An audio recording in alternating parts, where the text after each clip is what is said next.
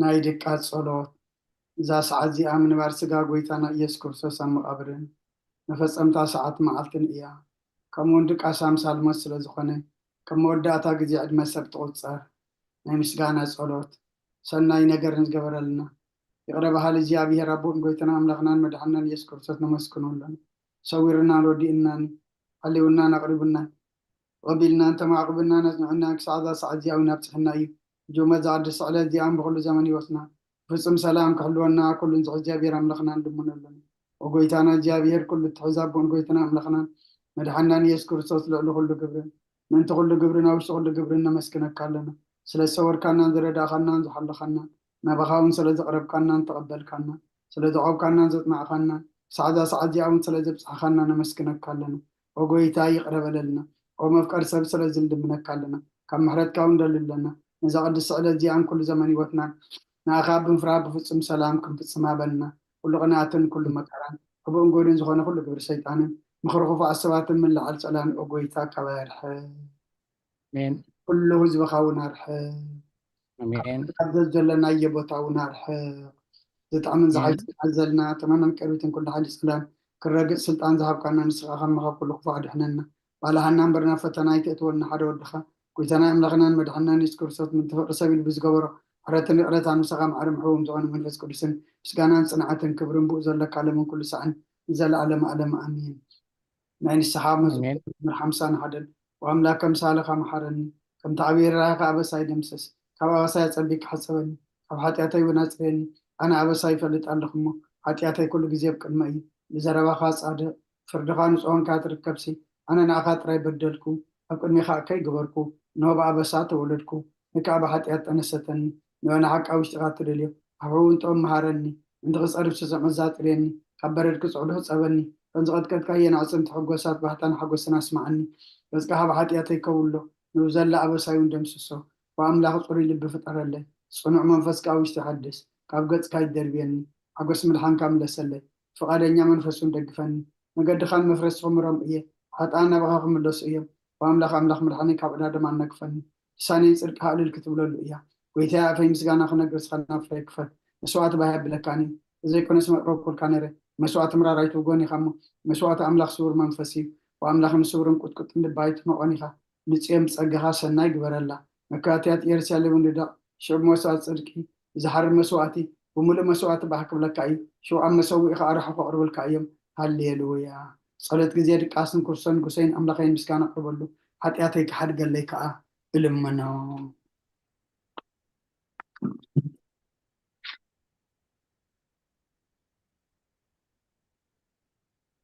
على إمبار كاب قتلنا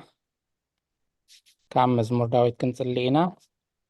مزمور داويد مبل 230 ينتا خصلي لنا يوم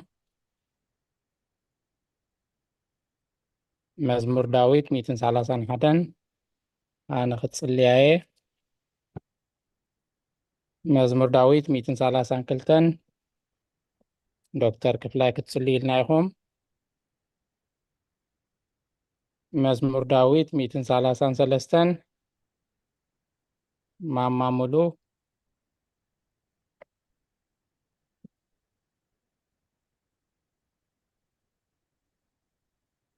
مزمور داويد 234 أدينا إلسابيت مزمور داويد مبل 237 ممهر سارة كعب سلام متاخن مزمور داويد مبل 238 ماما ترحاس كعب سلام أتخي مزمور داويد مبل 241 أبونا أبي ملاك السلام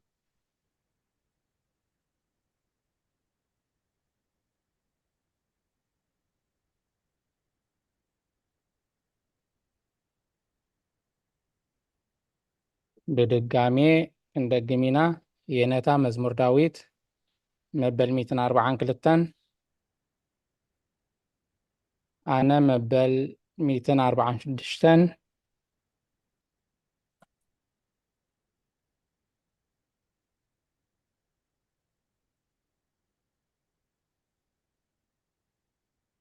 ኣብቲ ናፍሮ ወይኒ ቢዚ ኢኺ መስለኒ እንድሕር ነፃ ኮንኪ ሓብርኒ ኢኺ مزمور داويت 147 ماما ملو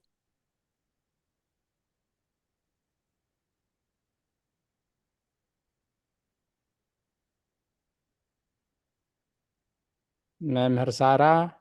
عاويلك مزمور داويت مبل 148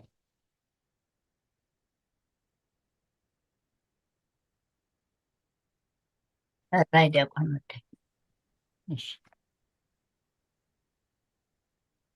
ሃሌሉያ እግዚአብሔር ካብ ሰማያት አመስግንዎ አርያም አመስግንዎ ኩልኩም መላእክቲ አመስግንዎ ብዘለኩም ሰራዊት አመስግንዎ አትን ፀሐይን ወርሕን አመስግንዎ አቶም ብርሃት ከዋክብቲ አመስግንዎ አቶም ናይ ሰማይ ሰማያትን ኣብ ልዕሊ ሰማያት ዘለኩም ማያትን አመስግንዎ ንሱ አዚዙ ተፈጢሮም እዮም እሞ ንስም እግዚአብሔር የመስግንዎ ንዘለዓለም ዓለም አቆሞም ዘይሃልፍ ሕጊ ከዓ ሃቦም ንእግዚአብሔር ካብ ምድሪ አመስግንዎ አቶም ገበላት ባህርን ማዕሞቅን ኩልኩም አቶም ሃወን በረድን አሳሂታን ጉመን ቃሉ ተስልጥ ህቦብላን አቶም አኽራንን ኮረቢትን ኩላትኩም ፈረይቲ አዕዋምን ፀህድታት ኩልኩም አራዊትን ኩላትኩም እንስሳን ለመም ትብሉን ነፈርቲ አዕዋፍን ነገስታት ምድርን ኩላትኩም አሕዛብን መሳፍንትን ኩላትኩም ፈረርቲ ምድርን አግባዝን ጎራዙትን ዓበይቲ ምስ ንኣሽቱ ስሙ በይኑ ልዑል እዩ ግርምኡ ኣብ ልዕሊ ሰማይን ምድርን እሞ ንስም እግዚኣብሔር የመስግንዎ ንህዝቡን ቀርኒ ኣልዓለ ስለዚ ኩሎም ቅዱሳኑ ደቂ እስራኤል እቲ ዝቐርቦ ህዝቢ የመስግኑ ኣሎ ሃሌሉያ አሜን ሃሌሉያ አሜን بس እግዚአብሔር ቅዱስ ኃያል ቅዱስ ሕያው ዘይመውት ወንጌል ሉቃስ ምዕራፍ 2 ካብ ቁፅሪ 25 ክሳብ 32 እንሆ ድማ ብኢየሩሳሌም ስምዖን ዝበሃል ሰብኣይ ነበረ እዚ ሰብኣይ ዝጻድቕ ንኣምላኽ ዝፈርሕ ምጽናዕ እስራኤልን ጽበ ነበረ መንፈስ ቅዱስ ድማ ነበሮ ነቲ መሲሕ እግዚአብሔር ከይረኣየ ሞት ከም ዘይርኢ ድማ መንፈስ ቅዱስ ተገሊጹሉ ነበረ መንፈስ ከዓ ናብ ቤተ መቅደስ መጽ ወለዱ ነቲ ኢየሱስ ህፃን ከም ስርዓት ክገብርሉ ምስ ኣተው ስምዖን ድማ ዓብይ ደሓቆፎ ንኣምላኹን ከም ዝናበለ ባርኮ ወጎይታይ ነትን ኣዛብ ምግላፅ ብርሃን ንህዝብኻ እስራኤል እውን ክብረት ክኸውን ኣብ ቅድሚ ኩሉ ዘዳለኻዮ ምድሓን ከዓ እንታይ ከብራያስ እጂ ከምቲ ዘረባኻ ንባሪኻ ብሰላም ተፋን ወኢኻ በለ ምስጋና ንእግዚአብሔር ኣምላኽ ይኹን ኣሜን ኦ ክርስቶስ ኣምላኽና ምስ ረብኻን መንፈስ ቅዱስን ለምን ኩሉ ሰዓት ንሰግደልካ ኣሎና ኣሜን አሜን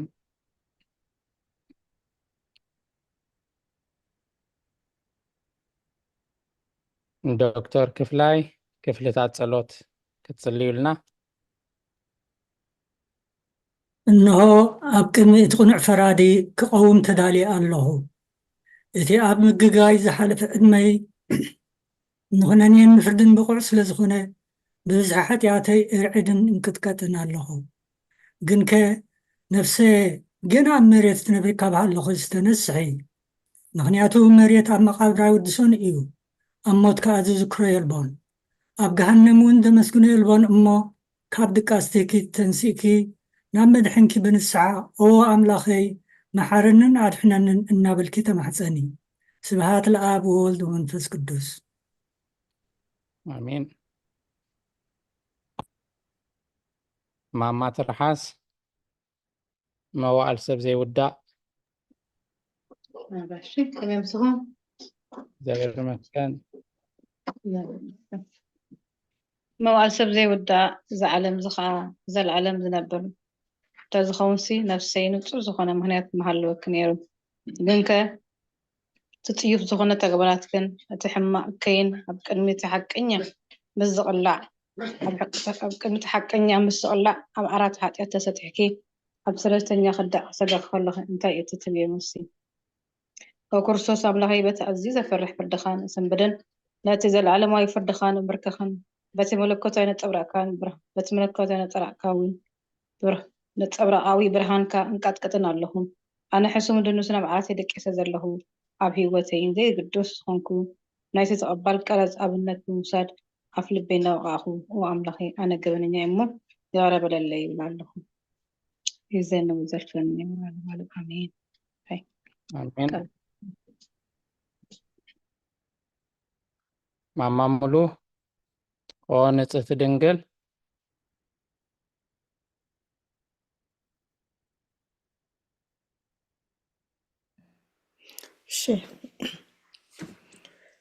ونጽሕቲ ድንግል ነባርያኺ እትቕልጡፍ ጽላል ደሪኤትኪ ዘርጊሕኪ ነቲ ኣብ ህልናይ ከም ማዕበል ዝጋማጠል ክፉእ ሓሳባት ካባይ ኣርሕቕዮ ኣሜን። ነታ ሓመምቲ ነፍሰይ ብኸንትነት ኣዝዩ ሃለዋታ ጠፊእዋ ኣሎ እሞ ናብ ጸሎትን ምንቕቓቕሕን ኣበግስ እያ። ምኽንያቱ ንስኺ ኻኣሊትን ምሕረት እትለምን ኣላይት ኣደን ኢኺ ኣደ ምንጪ ህይወት ንጉሰይን ኣምላኸይን ጎይታ ኢየሱስ ክርስቶስ ተስፋ ኢኺ ኣሜን። ስለቓላት ክብሪ ምስጋና ይኹን። አሜን።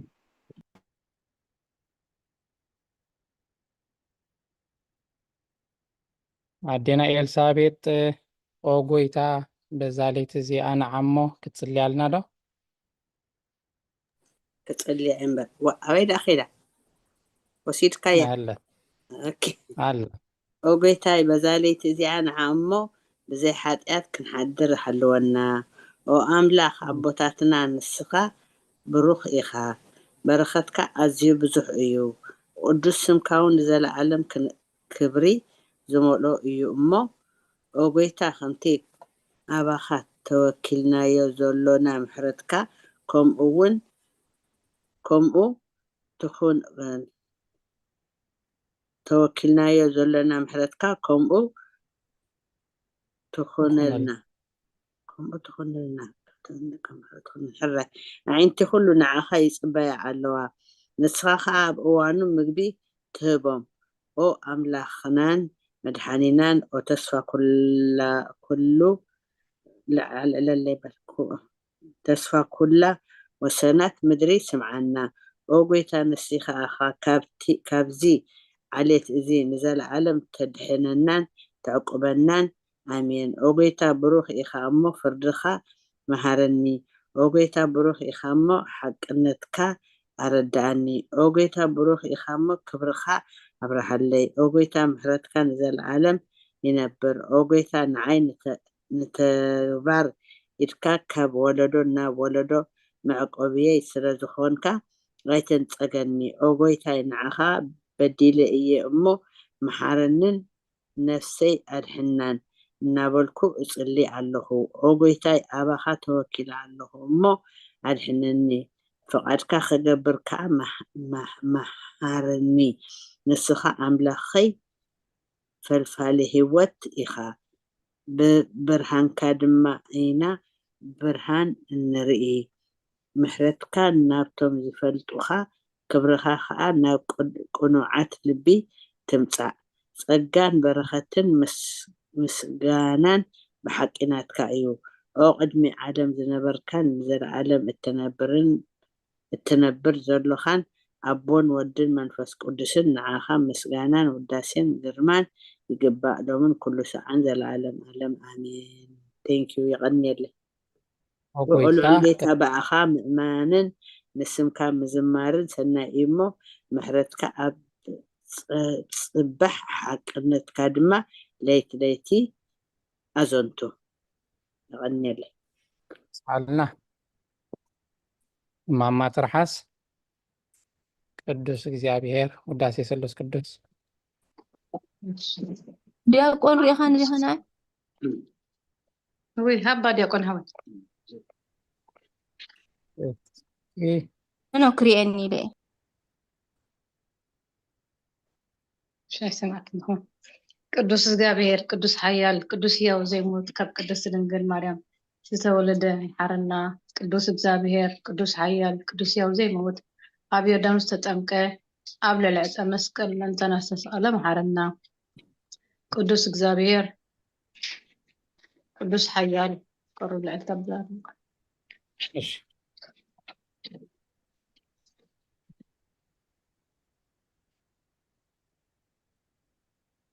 ቅዱስ ኣብ ልዕሊ ቅዱስ ሕያው ኣብ ዮርዳኖስ ተጠምቀ ኣብ ቅዱስ ተወለደ መሓረና ቅዱስ እግዚአብሔር ቅዱስ ኃያል ቅዱስ ሕያው ዘይሞት ኣብ ዮርዳኖስ ተጠምቀ ኣብ ልዕሊ ዕፀ መስቀል እንተናስተሰቀለ መሓረና ቅዱስ እግዚአብሔር ቅዱስ ኃያል ቅዱስ ሕያው ዘይመውት ኣብ ሳልሳይ መዓልቲ ካብ ሙታን ዝተንስአ ብምስጋና ናብ ሰማይ ዝዓረገ ኣብ የማነ ኣቦ ዝተቐመጠ ኣብ ህያዋንን ሙታትን ክፈርድ ከም ብሓድሽ ክመጽእ እዩ። ኦ ጌታ ይምሓረና። አሜን። አሜን። ምስጋና ለአብ ምስጋና አቦን ወልድን መንፈስ ቅዱስን ለመን ኩሉ ሰዓት ዘላለም ዓለም አሜን። ኦ ስሉስ ቅዱስ መሐረና፣ ኦ ስሉስ ቅዱስ መሐረና፣ ኦ ስሉስ ቅዱስ መሐረና። ኦ ጎይታ ኃጢአትና ሓደገልና፣ ኦ ጎይታ በደልና ይጸብጽበልና፣ ኦ ጎይታ አበሳና ይቅርበለና፣ ኦ ጎይታ ንሕማት ጽኻብጽሐየሞ ምንቲ ቅዱስም ካልካ ፈውሶም። ኦ ጎይታ ነቶም ዝመቱ ኣቦታትና ናዴታትና ናሕዋትና ናሓትና ከዓ ነፍሶም ዓርፍ። ኦ ካብ ሓጢአት ንጹህ ዝኾንካ ጎይታ መሐረና፣ ኦ ካብ ሓጢአት ንጹህ ዝኾንካ ጎይታ ርድአና ልማንና ከዓ ተቀበለልና። ክብርን ምስጋናን ብፍጹም ማዕርግን ቅድስና ንዓኻ ይግባእ። አሜን። ኦ ጎይታ መሐረና፣ ኦ ጎይታ መሐረና፣ ኦ ጎይታ ባርኸና፣ ኦ ጎይታ ብቕዓት ገረና ምስጋና። ከምዚ ኢልና ክንጽልብ ሰማያት ትነብር ኣቦና ስምካ ይቀደስ፣ መንግስትኻ ትምጻእ፣ ፈቃድካ እንታ ኣብ ሰማይ ከምኡ ድማ ምድሪ ይኹን። ንዕለት መግብና ሎሚ ሃበና፣ ንሕና ንዝበደሉና በደሎም ከም ዝሓደግናሎም በደልና ንእምሳና እንደገና ክፋድሕነና እምበር ኣብ ፈተና ይተእትወና። መንግስትን ሓይልን ክብርን ንዘለዓለም ናትካ ኢማ ኣሜን። ኦ እግዝእትየ ማርያም ናይ ቅዱስ ገብርኤል መልኣክ ሰላምታ ሰላም ለከ ኣለኹ። ውሕናኸ ድንግል ኢኺ ብስጋኸ እውን ድንግል ኢኻ። ደ እግዚኣብሔር ፀባኦት ጎይታ ሰራዊት ሰላም ለከ ኣለኹ። ንስኺ ካብ ኣንስቲ ብርኽቲ ኢኺ ፍረ ከርስኹም ብርኹም ተጸጋ እግዚኣብሔር ምሳኺ እዩ። ኦ ፍስሕቲ ደስ በልኪ ሓጢአትና ክሰርየልና ናፍቲ ወድኺ ኢየሱስ ክርስቶስ ምእንታና ምሕረት ለምንልና አሜን። አሜን። አቡነ ዮሴፍ፣ ማማ ትምኒት፣ ዶክተር ጽጋብ፣ ማማ ረዘነት እንኳዕ ብሰላም ኣተኹም። ናብ ሓውና ዮሴፍ ምስጋና ንቅድስት ድንግል ማርያም።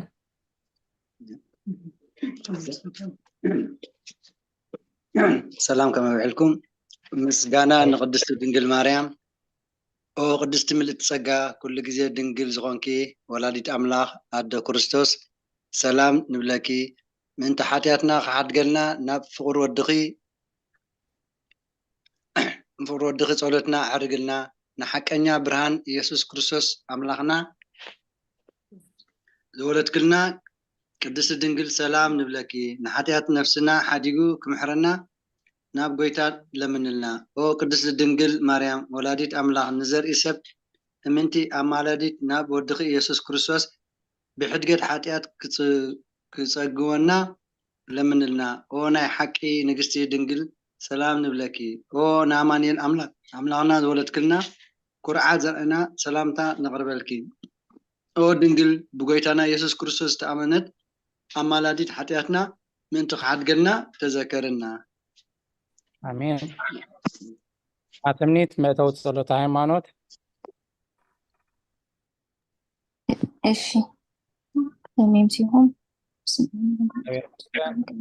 መእተው ጸሎት ሃይማኖት። ኦ ኣደ ሓቀኛ ብርሃን ነኽብረኪ። ኦ ቅድስቲ ድንግል ወላዲት ኣምላኽ መድሕን ዓለም ስለዝወለድክናን መጺኻ ነፍስና ስለዘድሓንናን ነመስግነኪ። ኦ ጎይታናን ንጉስናን መድሓኒናን ኢየሱስ ክርስቶስ ክብሪ ንዓኻ ይኹን። ንስኻ ንሃዋርያት ሞገሶም ንሰማዕታት ኣኽሊሎም ንጻድቃን እድልትኦም ቤተ ክርስቲያን ጽንዓት ንሓጣን ሕድገት ብሓደ ዝመለከቱ ስሉስ ቅዱስ ነበስር ንሰግደሉን ነኽብሮን። ኦ ጎይታ መሐረና፣ ኦ ጎይታ መሐረና፣ ኦ ጎይታ መሐረና፣ ኦ ጎይታ ባርኸና። አሜን። አሜን። ዶክተር ጽጋብ ነፃ እንተሃሊኻ ናይ ሃይማኖት ጸሎት ክትጽልየልና። الله كمان سيهم كلهم ናይ ሃይማኖት ጸሎት ኩሉ ብዝሓዘ ሰማይን ምድርን ዝርአን ዘይርአን ብዝፈጠረ ብሓደ እግዚኣብሔር ኣብ ንኣምን ብሓደ ጎይታ ብኢየሱስ ክርስቶስ ዓለም ከይተፈጥረ ምስኡ ህልው ዝኾነ ወልድ ኣብ ዋሕዱ ንኣምን ካብ ብርሃን ዝተረኽበ ብርሃን ካብ ሓቀኛ ኣምላኽ ዝተረኽበ ኣምላኽ ዝተወልደ እምበር ፍጡር ዘይኮነ መለኮቱ መስኣብ ማዕረ ዝኾነ ኩሉ ብኡ ዝተፈጥረ ብዘይክኡ ግና ኣብዚ ምድሪ ዘሎ ይኹን ወይስ ኣብ ሰማይ ዘሎ ምን ዝተፈጥረ የልቦን። ምእንታና ምእንቲ ሰብ ምእንቲ ድሕነትና ካብ ሰማያ ዝወረደ ብመንፈስ ቅዱስ ካብ ቅድስቲ ድንግል ማርያም ስጋ ለበሰ ሰብ ኮነ። ሰብ ኮይኑ ድማ ብዘበን ጴንጤናዊ ጲላጦስ ምእንታና ተሰቕለ፣ ዓመመ፣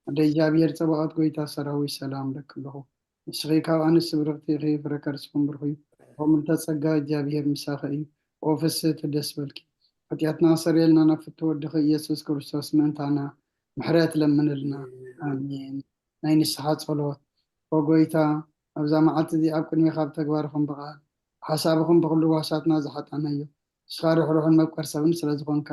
እንቲ ትቅዱስ ምካልካ ተዓርቀና ንሕደገልና وأملاخ بسلام كنا حمد السلامات لي تخبرنا أبزانا يدك أسك زينا خاب كل جنكت ناس أكبرنا كاب كل خفاتن كاب كل فتنات على أنك حلونا خا ما سلام ملاك على أخلنا سأجام برهان أنت ما فكر سب دخنا حد ودخا كتنا نملخنا مدحنا يسوع كريستوس يتبون مسؤول كبرن وداسيان كرمان زلك معريخ عم زخن وهوت منفس قدسن بس جانا يجبأ كحج النزال على من أمين حنا بسوا كف ساعة صلى صلاة وقويتا محرنا محرت كونا بزحلنا وابنفسه كيف ساعات نجدين سماينا مدرين خبرت سجل الكا كرسوس من أملاخنا وعلنا ويت عقسم بزحمراتن سنات ملاخر روحن ثم أنا قدامي حتى تنياتات تمهر نحات بن ساعات من يسبه وقت كنبرم برمت زي تدلي من تسبيهم دل تسوى سمايات كرهبو وكلنا بنبدا هنا تتقدم وقويت أبزا ساعات دي أنا كل ساعات لما أنا نتقبل يوتناك أنا علنا إذا ذات كان قبر مرحنا منفسنا قدس سجانا حساباتنا ننسى تمنيتنا ونسمر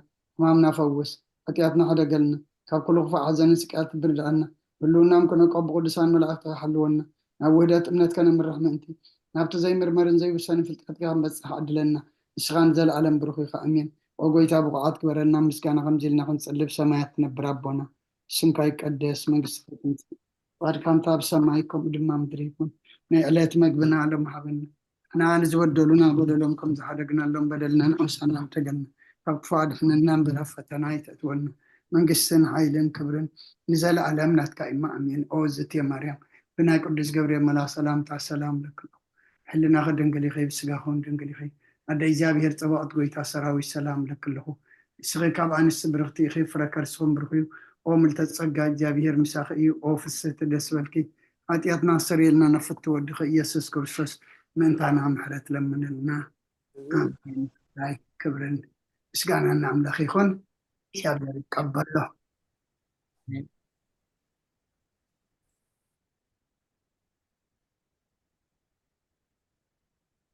ስለዝነበረና ናይ ጸሎት ጊዜ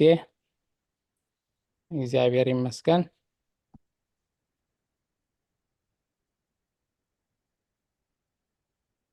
ስክሪን ሼር አይኮንትን አላምስል ስቶፕ ጌረን አስቲያ ሼር ገባ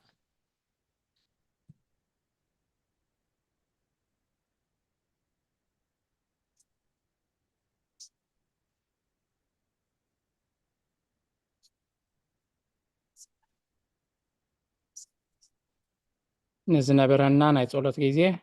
እግዚአብሔር ምስጋና ይሁን ነው። ካብ ዝቐፂልና ናብ ንባብ ሃይማኖት አበው ኣብታ በቀዳማይ ኣቋሪፅና ነበርና ምዕራፍ 36 ክፍሊ 4 ክነንብብ ኢና ዘለዋና ንባባት ኣብ ምዕራፍ 36 ክፍሊ 4 ቁፅሪ 2 መምህር ሳራ ዘፍጥረት ምዕራፍ 1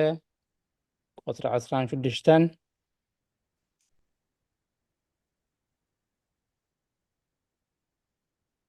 ዶክተር ክፍላይ መዝሙር ዳዊት 48 ቁፅሪ 10 يقريت يكون نهاية تمن ايش حاري مزمور داويت مبل 48 ቁጥሪ 10 ማማሙሉ መዝሙር ዳዊት 48 ቁጥሪ 10 ማማሙሉ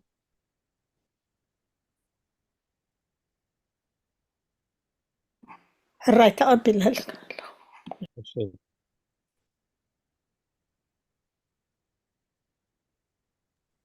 ማማ ትርሓስ መዝሙር ዳዊት መበል 145 ካብ ቁጥሪ 7 ክሳብ ቁጥሪ 13 تقبل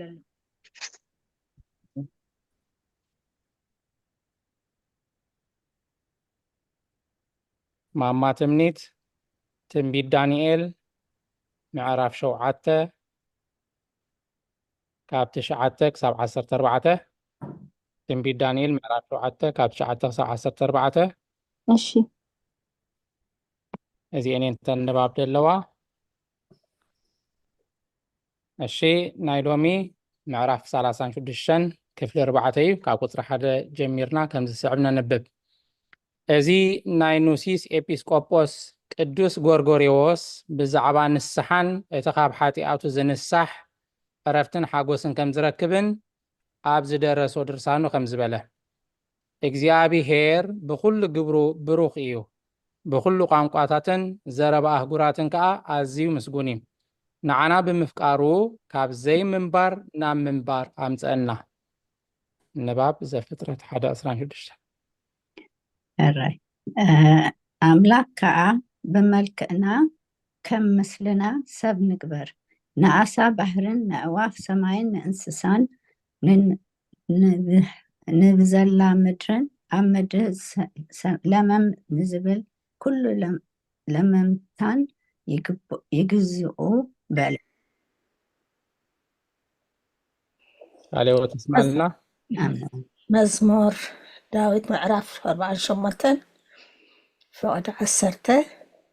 ወኣምላኽ ከምቲ ስምካ ከምኡ ምስጋናኻ ክሳዕ ወሰን ምድሪ እዩ የማነይቲ ኢድካ ጽድቂ መሊኣ ኣላ ኣሜን ስለኣላት ትኽእል ምስጋና آمين መዝሙር 145 ካብ ቁጥሪ 7 ክሳብ 13 መዘከርታ ዓብይ ሳልኻ ከውሪ ብጽድቅኻ እውን እልል ክብለሉ እዮም እግዚአብሔር መሓርን ርህሩህን እዩ ዓቃልን ብሳህሊ ዓብይ እዩ እግዚአብሔር ንኩሉ ሰናይ እዩ ርህራሄኡ ከዓ ኣብ ኩሉ ግብርታቱ እዩ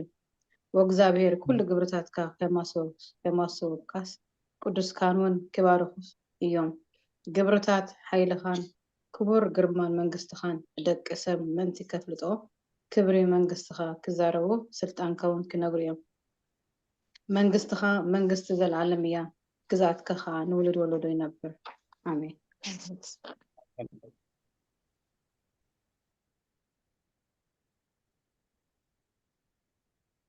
አቡነ ዮሴፍ ትንቢት ዳንኤል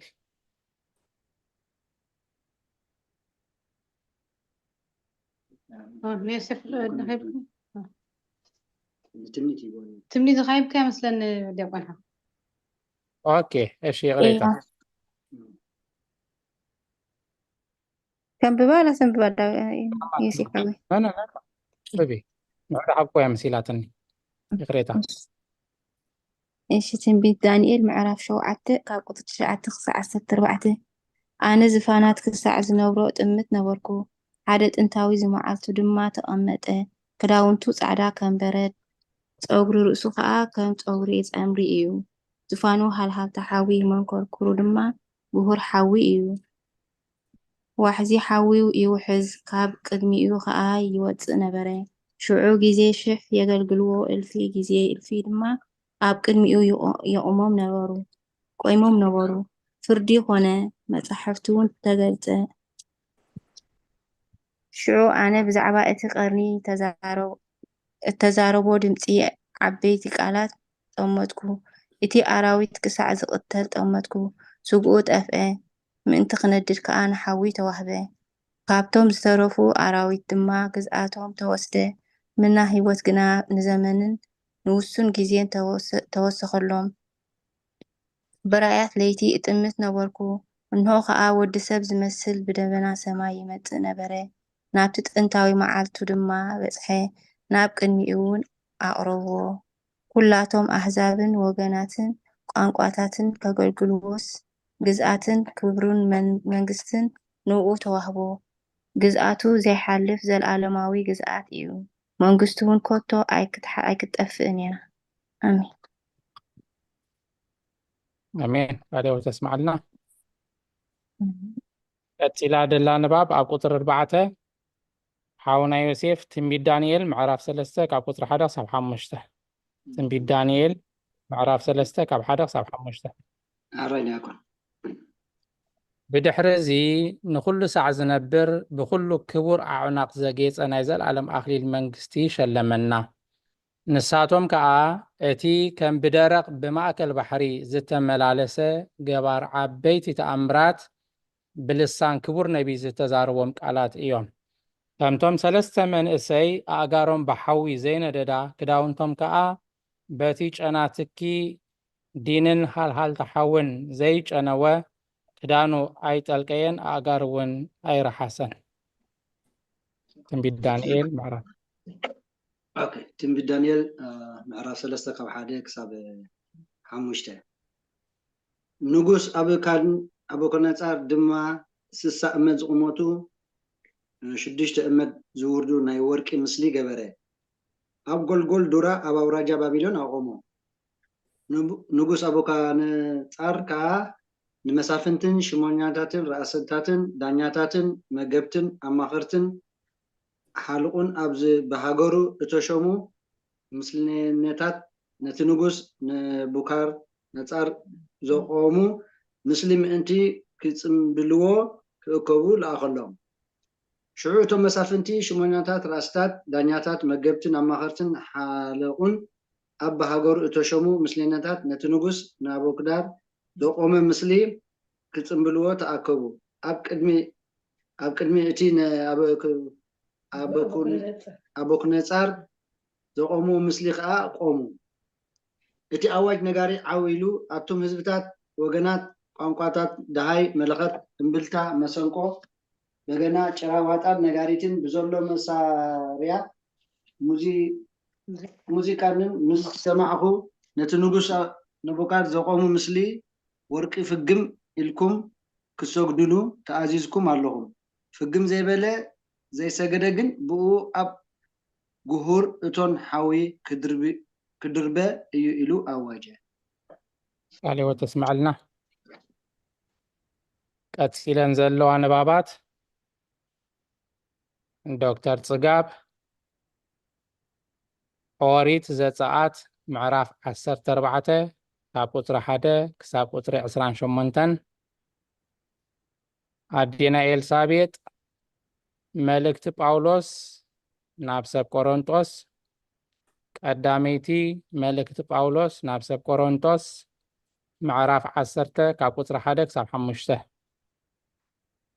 ኣብ ሓድሽ ኪዳን ካብ ናይ ጳውሎስ መልእክታት ቀዳመይቲ መልእክቲ ጳውሎስ ናብ ሰብ ቆሮንጦስ ምዕራፍ 10 ካብ ቁፅሪ 1 ክሳብ ቁፅሪ 5 እዚ ዓቢ ነቢ ግና ኣብ ማእከል ዓሚቕ ባሕሪ ኣተወ ምስኡ ከዓ ዓቢ ህዝቢ ኣሕለፈ ንጸላእቶም ድማ ኣብቲ ማዕሙቕ ባሕሪ ኣጥሓለ ዘፀአት 14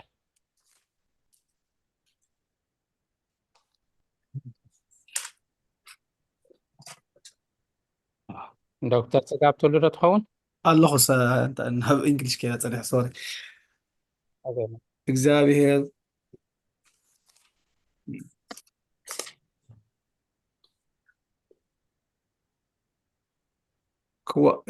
ክዋጋኣልኩም እዩ እሞ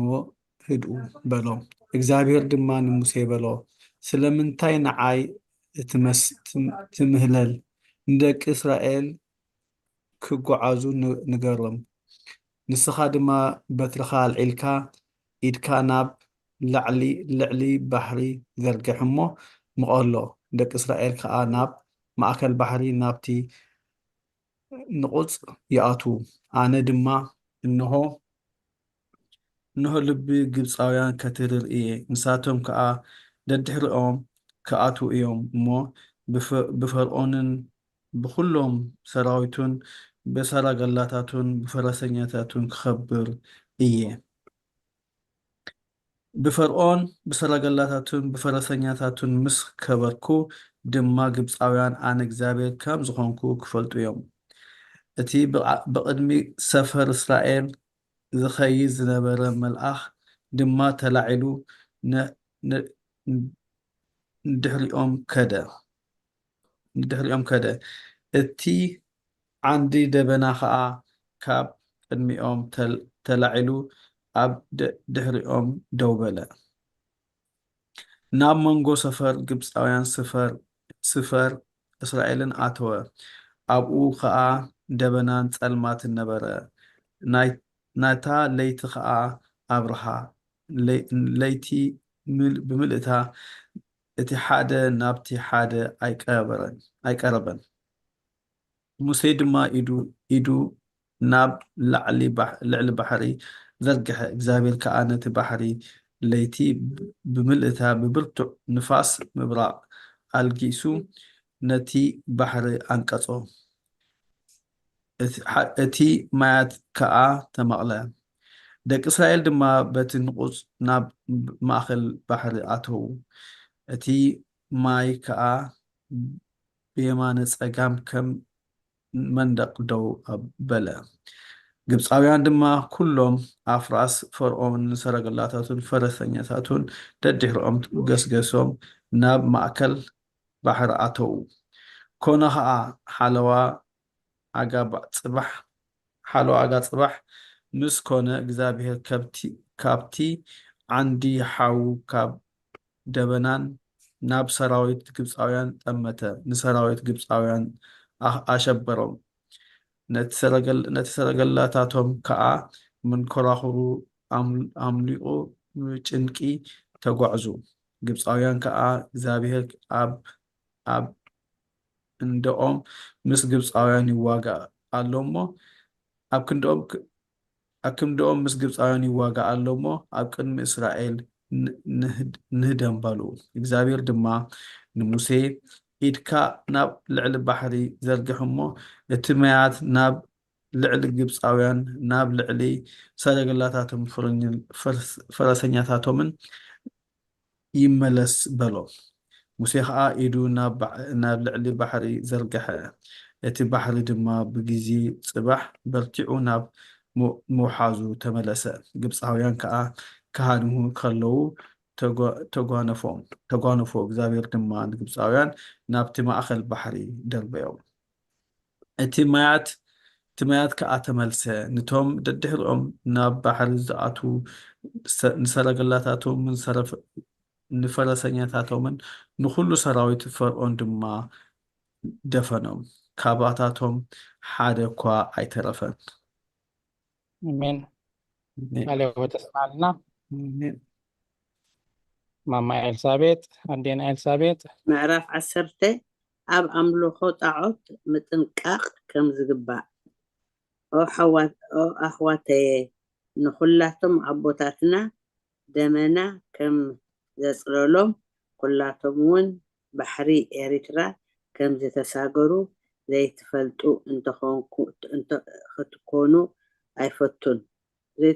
ክትኮኑ ኣይፈቱን እየ ኩላቶም ድማ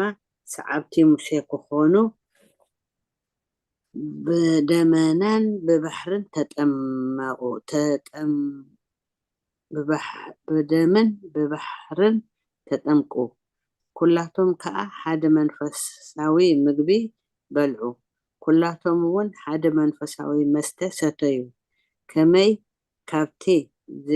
ዝስዕቦም ዝነበረ መንፈሳዊ ኸውሒ ሰትዮም እዮም እቲ ኸውሒ እቲ ከዓ ክርስቶስ እዩ እንተኾነ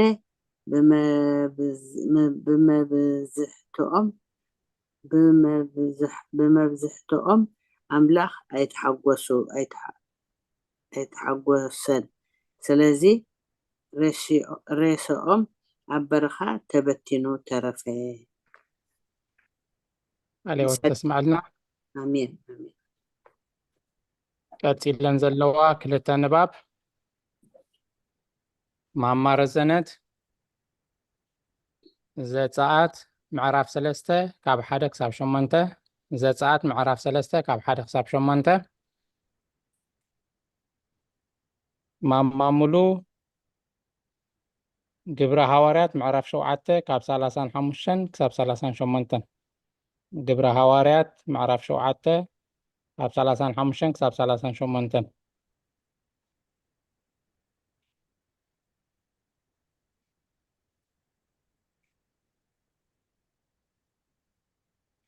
እዚ ነቢይ እዚ ከምቲ ሰብ ምስ ብፃዩ ገጽ ንገጽ ዝዛረብ እግዚኣብሔር ቃል ንቃል ويدما قص نقص تزاربو إيو إذن أبيزي نإسرائيل كبارنت قبسي حارة زوت إيو زات سلست ዘፀአት 3 ኣምላኽ ንሙሴ ከም ዝፀውዖ ሙሴ ድማ ኣባጊዕ የትሮ ሓሙኡ ካህን ሜድያን ይጓሲ ነበረ ነተን ኣባጊዕ እናኸብከበን ናብ ኬንዮ በረኻ ናብ ሆሬብ ከረን ኣምላኽ መፀ መልኣክ እግዚአብሔር ከዓ ካብ ማእከል ኣእሻኽ ቁጥቋጥ ብሃልሃልታ ሓዊ ተራእዮ እንተጠመተ ድማ እነሃ እታ ቁጥቋጥ ብሓዊ ትነድድ ነበረት እታ ቁጥቋጥ ግና ኣይትበልዐትን ሙሴ ከዓ እዚ ዓብይ ትርኢት እዛ ቁጥቋጥ ከመይ ኢላ ሞኽ ከም ዘይትብል ደኣ ክኸይድ ክርኢ በለ እግዚአብሔር ድማ ክርኢ ከም ዝቐረበ ምስ ረኣየ ኣምላኽ ካብ ማእከል እታ ቁጥቋጥ ሙሴ ሙሴ ኢሉ ፀውዖ ንሱ ድማ እኒኹ በለ ሽዑ ከዓ ናብዚ ኣይትቕረብ እዛ ደው ኢልካላ ዘለኻ ቦታ ቅድስቲ ምድሪ እያ እሞ ኣሳእንካ ካብ እግርኻ ውፅእ በለ ድማ ኣነ ኣምላኽ ኣቦኻ ኣምላኽ አብርሃም ኣምላኽ ይስሐቅ ኣምላኽ ያዕቆብ ከዓ እየ በለ ሙሴ ድማ ንኣምላኽ ከይጥምት ፈርሐ እሞ ገፁ ከደነ እግዚአብሔር ድማ ፀበባ እቲ ኣብ ግብፂ ዘሎ ህዝበይ ፈሊጠ እየ እሞ ስቃዮም ኣፅቢቀ ርአኹ እቲ ብሰሪ መጭነቅቶም ዘእውዮ ከዓ ሰሚዐ ኣለኹ ስለዚ ካብ ኢድ ግብፂ ከድሕኖም ወሪዳ ኣለኹ ካብታ ምድሪ እቲኣ ናብታ ፅብቕትን ርብሕትን ፀባን መዓርን እተውሕዝ ምድሪ ናብታ ቦታ ከናውያን ሄታውያንን ኣሞራውያንን ፈረዛውያንን ሃዋውያንን ይቡሳውያንን ከደይቦም እየ በለ ኣሜን ለዓላቱ እግዚአብሔር ይመስገን اسمعنا الهوت يسمعنا ግብረ ሃዋርያት ምዕራፍ 7 ካብ 35 ክሳብ 38 ነዚ ሓለቃን ፍራድን ገይሩ መን እዩ ዝሸመካ ኢሎም ዝነቕፍዎ ሙሴ ንዕኡ ኣምላኽ ብኢድ እቲ ኣብ ኣሻኹ ቁጥቋጥ እተረኣዮ መልኣኽ ገይሩ ሓለቃን መድሓንን ምእንቲ ክኸውን ለኣኾ ንሱ ከዓ ኣብ ግብፅን ኣብ ባሕሪ ኤርትራን ኣብ በረኻን 40 ዓመት ትእምርትን ተኣምራትን እናገበረ ኣውፅኦ እቲ ንደቂ እስራኤል ኣምላኽ ካብ ኣሕዋትኩም ከማይ ዘበለ ነብይ ከተንሰልኩም እዩ ንዕኡ ስምዕዎ ዝብሎም እዚ ሙሴ እዚ እዩ ኣብ ማሕበር ኣብ በረኻ ምስቲ ደብረ ሲና እተዛረቦ መልኣኽ ምስ ኣቦታትናን ዝነበረ ምእንቲ ንዓና ክህቦ ከዓ ነቲ ህያው ቃል እተቐበለ ንሱ እዩ ኣሜን ስለኣላቱ ምስጋና ቃል ተስማዕ ለና ቀፂለን ዘለዋ ንባባት ኣብ ቁጥሪ 7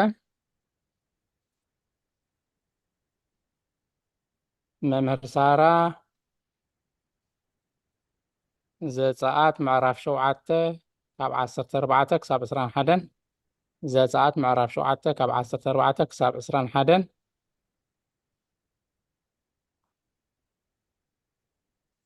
ማማ ትርሓስ መዝሙር ዳዊት 78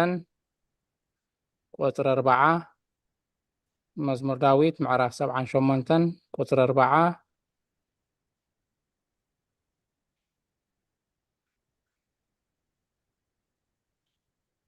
ማማ ትምኒት መዝሙር ዳዊት ምዕራፍ 3 ቁጥሪ 44 እሺ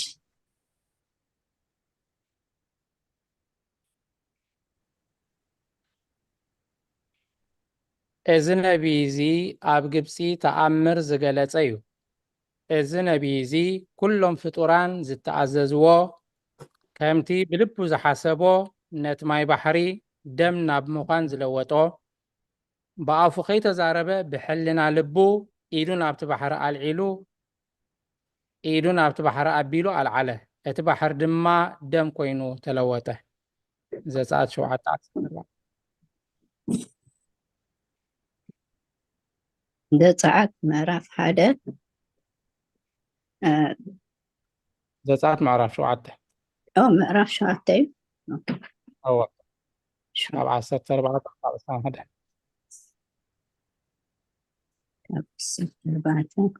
ኦኬ እግዚአብሔር ድማ ንሙሴ በሎ ልቢ ፈርዖን ተረረ ነቲ ህዝቢ ከይሃድጎ ኣበየ ጽባሕ ንግሆ ናብ ፈርዖን ኪድ እንሆ ናብ ማይ ክወፅእ እየ እሞ እታ ንተመን እተስለወጠት በትሪ ኣብ ኢድካ ወሲድካ ኣብ ገምገም ርባ ደው ኢልካ ተራኸቦ በሎ ከዓ ንእግዚአብሔር ኣምላኽ ዕብራውያን ንህዝበይ ኣብ በረኻ ከገልግለኒ እደጎ እንሆ ድማ ክሳዕ ሕጂ ኣይሰማዕካን ኢሉ ናባኻ ለኣኸኒ እግዚአብሔር ከምዚ ይብል ኣነ እግዚአብሔር ከምዚ ኮንኩ በዚ ክትፈልጥ ኢኻ እንሆ ኣነ በዛ ኣብ ኢደይ ዘላ በትሪ ነቲ ኣብ ርባ ዘሎ ማይ ክቆቆ ንሱ ድማ ናብ ደም ክልወጥ እዩ እቲ ኣብ ርባ ዘሎ ኣሳውን ይመውት እቲ ርባ ድማ ይጽእይ ግብፃውያን ከዓ ካብቲ ርባ ማይ ምስታይ ይፍንፍኑ እግዚአብሔር ድማ ንሙሴ በሎ ንኣሮን በትርኻ ወሲድካ ናብ ልዕሊ ማያት ግብፂ ናብ ልዕሊ ወሓዝቶምን ናብ ልዕሊ ርባታቶምን ናብ ልዕሊ ቀላያቶምን ናብ ልዕሊ ኩሉ መቆር ማዮምን ኢድካ ዘርግህ እሞ ደም ክኸውን እዩ ኣብ ኣቕሓ ዕጨይትን ኣብ ኣቕሓ እምንን ኣብ ኩሉ ምድሪ ግብፂ ደም ክኸውን እዩ በሎ ሙሴን ኣሮንን ድማ ከምቲ እግዚአብሔር ዝኣዘዞም ከምኡ ገበሩ ንሱ ከዓ በትሩ ኣልኢሉ ኣብ ቅድሚ ፈርዖን ኣብ ቅድሚ ገላዊኡን ነቲ ኣብ ርባ ዘሎ ማይ ይወቅዖ እቲ ኣብ ርባ ዘሎ ማይ ኩሉ ማይ ከዓ ናብ ደም ተለወጠ እቲ ኣብ ርባ ዝነበረ ኣሳ ድማ ሞተ እቲ ርባውን ፀይኢ ግብፃውያን ከዓ ካብቲ ርባ ማይ ክሰትዩ ኣይከኣሉን ኣብ ኩላ ምድሪ ግብፂ ከዓ ደም ኮነ ኣብዚ ጌጠጠው ዘርፍት وعسران حدا ثانك يو ويلكم መዝሙር ዳዊት 178 ቁጥሪ 4 ክንደይ ሳዕዮም ኣብ በረኻ ተፃረርዎ ኣብ ጽምው እውን ዘጓሂዎ ቀለይ ተስማ ዲያቆን آمين ሓዊ መዝሙር ዳዊት ምዕራፍ 3 ቁጥሪ 4 የለን 4 ካብ 3 ክሳብ 44 እንደ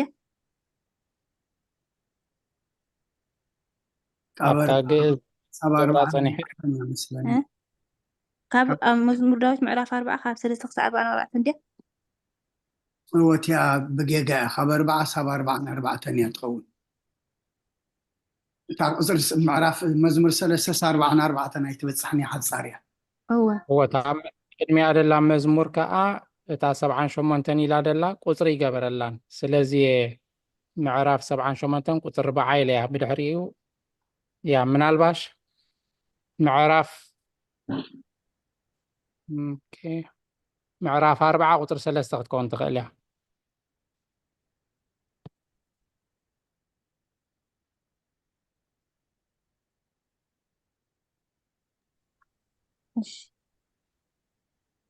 ولا بتاجي تككل يلا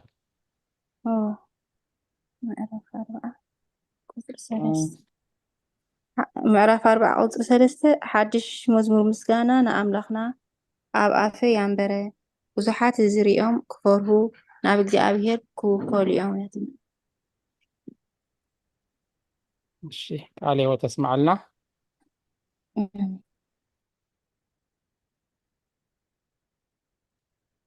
ነው ትክክል የላ እንታ ቁፅሪ እንደሆነ ጌጋ ኣለዋ እሺ ቀፂለን ዘለዋ ንባባትና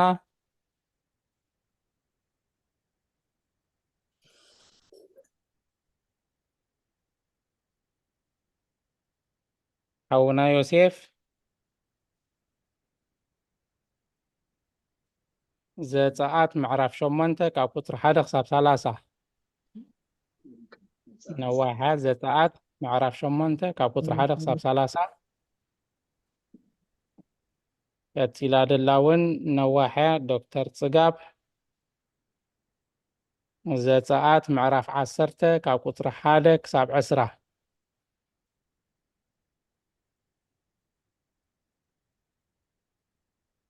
ኣዴና ኤልሳቤጥ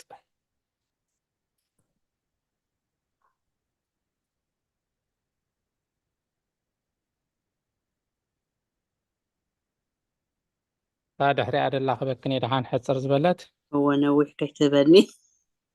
እዋ ثانك يو ድሓን እዚኣ ሓፀረላትና መዝሙር ዳዊት ምዕራፍ 78 ካብ 45 ክሳብ 49 መዝሙር ዳዊት طبعا شو منتن ምዕራፍ 78 ካብ 45 ክሳብ 49 ማማረዘነት ኦሪት ዘኍልቍ ምዕራፍ 12 ካብ 3 ክሳብ 9 ኦሪት ዘኍልቍ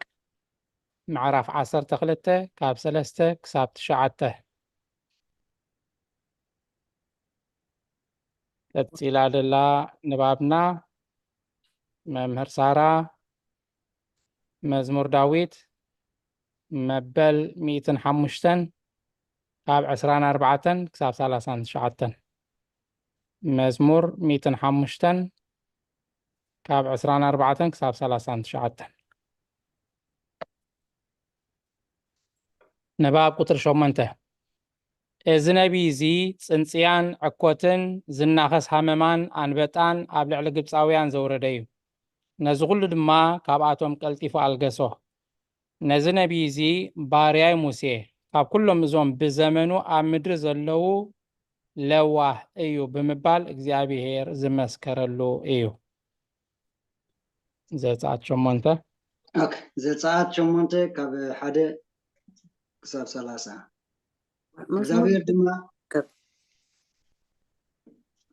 እግዚአብሔር ድማ ንሙሴ በሎ ናብ ፈርዖን ከድካስ እግዚአብሔር ከምዚ ይብል ንህዝበይ ከገልግለኒ ይኺድ ሕደጎ ንስኻ ምሕዳጉ እንተ ኣቢኻ ከዓ እነሆ ኣነ ንኩላ ሃገርካ ብቁርዖብ ክወቕዓ እየ እቲ ሩባ ድማ ብቁርዖብ ፈለኽለኽ ክብል እዩ ደይበን ከዓ ናብ ቤትካን ናብ ሕልፍኒ መደቀሲኻን ናብ ዓራትካን ናብ ቤት ገላውካን ናብ ህዝብኻን ናብ ኣታውንካን ናብ ገበራኻን ከኣትዋ እየን ናባኻ ናብ ህዝብኻ ናብ ኩሎም ገላውካን ቁርዖብ ክዲባኹም እየን በሎ እግዚአብሔር ድማ ንሙሴ በሎ ንኣሮን ናብ ልዕሊ ወሓዘትን ናብ ሩባታትን ናብ ቀላያትን ኢትካ ምስ በትርኻ ዘርግሕሞ ናብ ልዕሊ ሃገር ግብፂ ቁርዖብ ኣደይ በሎ ኣሮን ከዓ ኢዱ ናብ ልዕሊ ማያት ግብፂ ዘርግሐ እተን ቁርዖብ ድማ ደይበን ንምድሪ ግብፂ ከድኦ እቶም ጠንቆልቲ ድማ ብስራዮም ከምኡ ገበሩ ናብ ምድሪ ግብፂ ከዓ ቁርዖብ ኣደየቡ ሽዑ ድማ ፈርዖን ንሙሴ ንኣሮን ፀዊዑ ካባይን ካብ ህዝበይን ቁርዖብ ከርሕቀለይ ንእግዚአብሔር ለሙንለይ ኣነ ከዓ ነቲ ህዝቢ ንእግዚአብሔር ክስውዕ ይኺድ ክሓድጎ እየ በሎም ሙሴ ንፈርዖን እተን ቁርዖብ ካባኻን ካብ ኣባይትኻን ከጥፈን እየ ክጠፍኣ እሞ ኣብ ሩባ ጥራይ ክተርፋስ ምእንታኻን ምእንቲ ገላውካን ምእንቲ ህዝብኻን ንመኣዝን ከም ዝልምን ብክብረትካ ቁረፀለይ በሎም ንሱ ድማ ንፅባሕ በለ እሞ ከም እግዚአብሔር ኣምላኽና ከም ዘልቦ ምእንቲ ክትፈልጡስ ከምቲ ዝበልካዮ ይኹን እዘን ቁርዖብ ካባኻን ካብ ኣባይትካን ካብ ገላውኻን ካብ ህዝብኻን ክርሕቃ ኣብ ሩባ ጥራ ክተርፋ እየን በለ ሙሴን ኣሮንን ከዓ ካብ ፈርዖን መፁ ሙሴ ድማ ብዛዕባ እተን ናብ ፈርዖን ዘምፅአን ቁርዖብ ናብ እግዚአብሔር ተማህለለ እግዚአብሔር ድማ ከምቲ ሙሴ ዝበሎ ገበረ እተን ቁርዖብ ከዓ ካብ ኣባይትን ካብ ደንበን ካብ መሮርን ሞታ እናኣከቡ ከመርወን እታ ምድሪ ከዓ በደት ፈርዖን ግና ዕረፍቲ ከም ዝኾነ ምስ ረኣዮ ልቡ ኣትረረ ከምቲ እግዚአብሔር ዝበሎ ከዓ ኣይሰምዖምን እግዚአብሔር ድማ ንሙሴ በሎ ንኣሮን በትርኻ ዘርግሕ ነቲ ደበቕቦቕ ምድሪ ውቕዓዮ ኣብ ኩላ ምድሪ ግብፂ ድማ ፃፁት ክኸውን እዩ በሎ كمو خا جبره أرون إيدو مسبترو زرقيحو نتي دبابا مدري وقعو نفسبن نمال مالن دما تصاصد كونه أب بزلا مدري قبتي خا كل دبابا مدري تصاصد كونه እቶም ጠንቆልቲ ድማ ብስራዮም ጻጸት ከውፅኡ ከምኡ ገበሩ ግናኸ ኣይከኣሉን ጻጸት ከዓ ኣብ ሰብን ኣብ ማልን ኮነ እቶም ጠንቆልቲ ድማ ንፈርዖን እዚኣ ኣጻብዕ ኣምላኽ እያ በልዎ ልቢ ፈርዖን ግና ተረረ ከምቲ እግዚአብሔር ዝበሎ ከዓ ኣይሰምዖምን እግዚአብሔር ድማ ንሙሴ በሎ ጽባሕ አንጊኻ ተንስእ ናብ ቅድሚ ፈርዖን ከዓ ደው በል እንሆ ናብ ማይ ይወፅእ ኣሎ እሞ በሎ እግዚአብሔር ከምዚ ይብል ንህዝበይ كجلجلني يخيد حدوقه قال ايوه تسمعنا آمين عليه وتسمع عدنا دكتور آمين ده ساعات معرف عصرته كفقد حادث قاب إسراء እግዚአብሔር ድማ ንሙሴ እዚ ትምህርትታተይ እዚ ምእንቲ ኣብ ማእከሎም ክገብር እቲ ኣብ ግብፃውያን ዝዓየኽዎ ነገርን እቲ ኣብ ማእከሎም ዝገበርክዎ ትእምርታተይን ኣብ ኣእዛን ወድኻን ምእንቲ ክትነግሮ ኣነ እግዚአብሔር ምዃነይ ከዓ ክትፈልጡስ ኣነ ንልቡን ንልቢ ገላዊውን ኣትሪረ እየ እሞ ናብ ፈርዖን እቶም ሙሴን ኣሮንን ድማ ናብ ፈርዖን ኣትዮም በልዎ እግዚአብሔር ኣምላኽ ዕብራውያን ከምዚ ይብል ኣሎ ክሳዕ መዓዝ ኢኻ ኣብ ቅድመይ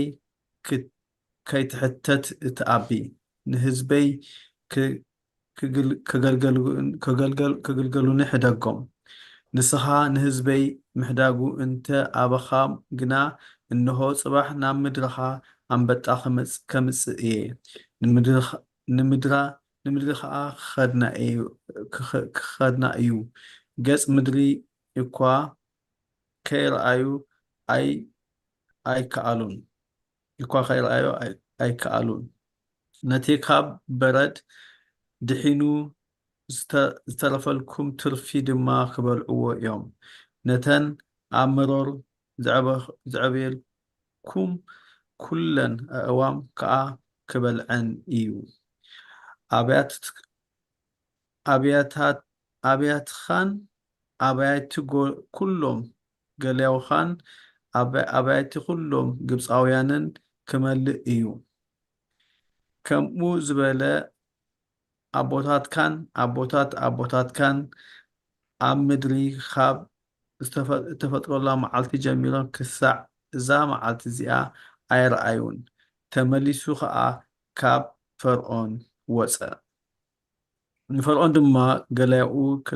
ክሳዕ ምእዘዘካ እዚ ሰብኣይ እዚ መፈንጠራ ክኾነና እዩ ንዞም ሰባት ንእግዚአብሔር ኣምላኾም ከገልግሉ ሕደጎም ግብፂ ከም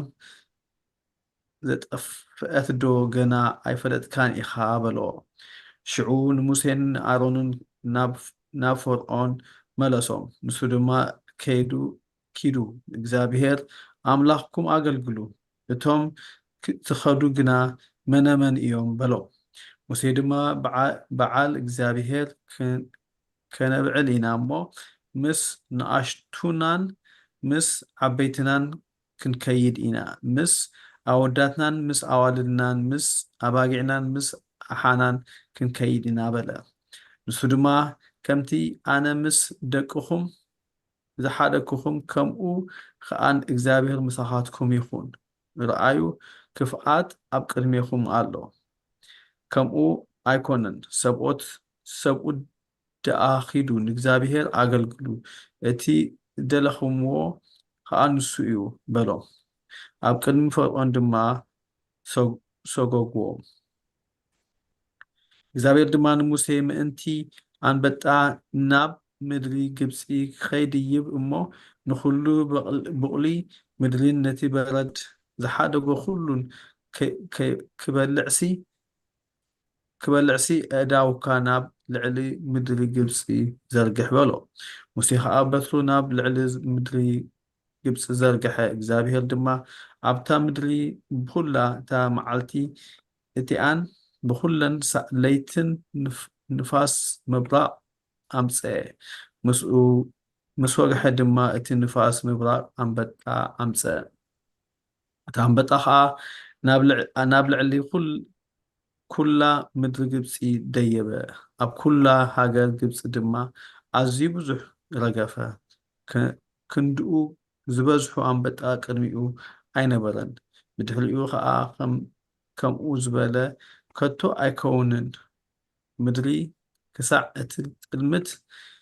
ንገጽ ኩላ ምድሪ ኸደና ንኩሉ ብቁሊ ምድርን ነቲ በረድ ዝሓደጎ ኩሉ ፍረ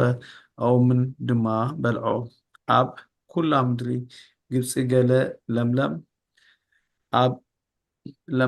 ኣብ ኦም ወይ ኣብ ብቁሊ ግራት ኣይተረፈን ሽዑ ፈርዖን ንሙሴን ንኣሮንን ቀልጢፉ ፀዊዑ ንእግዚኣብሔር ኣምልኽኩምን ንኣኻትኩምን በደልኩ ንእግዚኣብሔር ኣምላክኩምን ንኣኻትኩምን በደልኩ ሕጂ ግና እዛ ግዜ እዚኣ ጥራይ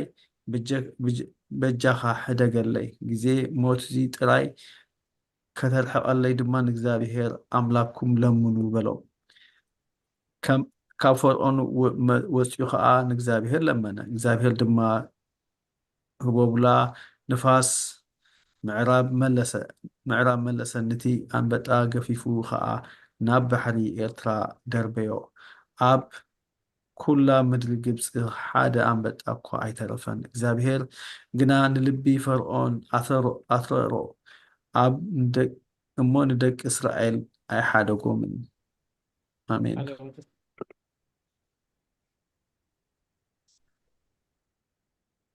ዘሁልቅ ኣነ ደ መዝሙር ዳዊት ደ ናይ ኮነትን ዘሁልቅ 12 ናተይ ኣምስለኒ ዲያቆነይ እሺ ሓረይ ዘሁልቅ 12 ካብ 8 ካብ 3 እስካብ 9 እቲ ሰብኣይ ሙሴ ግና ኣብ ልዕሊ ገጽ ምድሪ ካብ ዘሎ ሰብ ዓቃልን ነበረ ብኡ እግዚአብሔር ንሙሴን ንኣሮንን ንሚርያምን ሰለስቲኹም ናብ ድኳን ምርኻብ ውፁ በሎም ሰለስቲኦም ድማ ወፁ እግዚአብሔር ከዓ ብዓንዲ ደበና ወረደ ኣብ ኣፍ ድኳን ደው ኢሉ ድማ ንኣሮንን ንሚርያምን ፀውዖም ክልቲኦም ከዓ ወፁ በሎም ድማ ዘረባይ ደኣስምዑ ኣብ ማእከልኩም ነቢ እንተሎ ኣነ እግዚአብሔር ብራእይ እግለጸሉ ብሕልሚ እዛረቦ ባርያይ ሙሴ ከምኡ ኣይኮነን ንሱ ኣብ ብዘላ ቤተይ እሙን እዩ ብግልፂ እምበር ብኸውሊ ዘረባ ኣይኮነን ኣፍ ንኣፍ እዛረቦ ንሱ ምስሊ እግዚአብሔር ከዓ ይርኢ ከመይከ ኣብ ባርያይ ኣብ ሙሴ ምዝራብ ዘይፈራሕኩም ኩራ እግዚአብሔር ኣባታቶም ነደደ ከደ ድማ إنسان أمسلني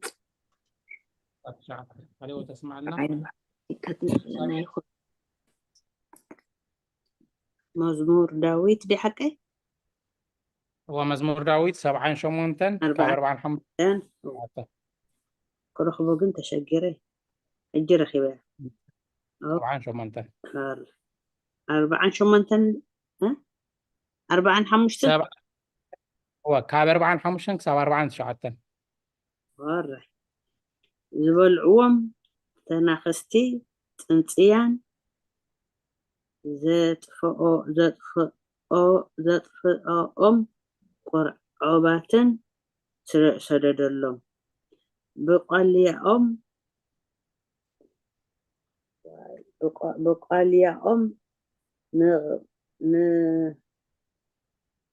ንቕጣ ፍርዕ እዮም ከዓ ነንበጣ ሃቦም ንወይኖም ብበረድ ንዳዕሮኦም ከዓ በስሓይታ ኣጥፍኦ ከብቶም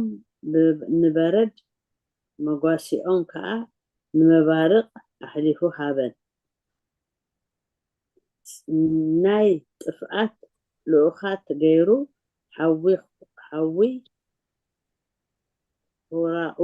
ሓዊ ኩራኡ ቁጣዕን ሓርቆትን ፀበባን ኣውደቐሎም ንኹ ኣኺላታ ድያ በቃ ክሳብ 47 ቴንክ ዋይ ክብርትዕ ሰራይ መዝሙረ ዳዊት ምዕራፍ 105 ካብ 24 ክሳብ 39 ንህዝቡ ከዓ ኣዝዩ ኣብዝሆ ካብ ተፃረርቱ ናበርትኦ ንህዝቡ ክፀልእዎ ንባሮቱ ክተናኸልዎምሲ ልቦም ለወጡ ንሙሴ ባርያኡን ንኣሮን ሕሩዩን ለኣኸ ኣብ ማእኸሎም ትእምርትታቱ ኣብ ሃገር ካም ድማ ተኣምራት ገበሩ ጸልማት ለኣኸ ኣጸልመተ ከዓ ንቃላቱን ኣይተፃረርዎን ማያቶም ናብ ደም ለወጠ ኣሳታቶም ከዓ ቀተለ ናብ ኣባይቲ ነገስታቶም ክሳብ ዝኣትዎ ተዋ ምድሮም ብቁርቦም መልአት ተዛረበሞ ፅንፅድታት ኣብ ኩሉ ወሰኖም ከዓ ቃርማ መፀ ኣብ ክንዲ ዝናምሲ ዝበረድ ሃልሃልታ ሃዊ ከዓ ኣብ ሃገሮም ኣውረደ ወይኖምን በለሶምን መውቀ ኣእዋም ኣዶም ድማ ሰባበረ ተዛረበሞ ኣንበጣ ቁፅሪ ዘይብሉ ኩብኩብታ መፀ ንኩሉ ብቋልያ ሃገሮም በልኦ ንፍምዕረ ምድሮም ከዓ በልዐ ንኩሉ በኽሪ ሃገሮም ንበኽሪ ሃይሎም ቀተለ ብወርቅን ብሩርን ኣውፅኦም ኣብ ማእኸል ኣልየቱ ከዓ ድኹም ኣይነበረን ፍርሃት ወዲቕዎም ነበረ እሞ ግብፂ ብምውፅኦም ተሃጎሰት ደበና ንመኸወልታ ሃዊ ድማ ብለይቲ ከብርህ ዘርግሐ ኣሜን ኣሜን ቃል ሕይወት ተስምዓልና እምበኣር ምስ ግዜና ክንከይድ ናይ ሎሚ ንባባት ንውሕ ድበለ ስለ ዝኾነ ሃይማኖት ኣበው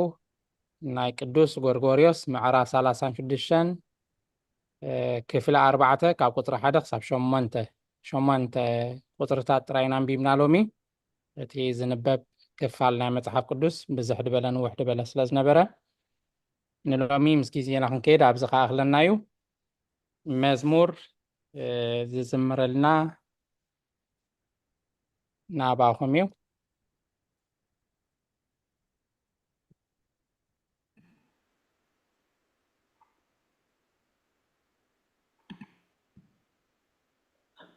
መዝሙር ካሊእ ሰብ ተዚሃልያ ኣነ ቅድም ዋሕድ እሺ ማማትምኒ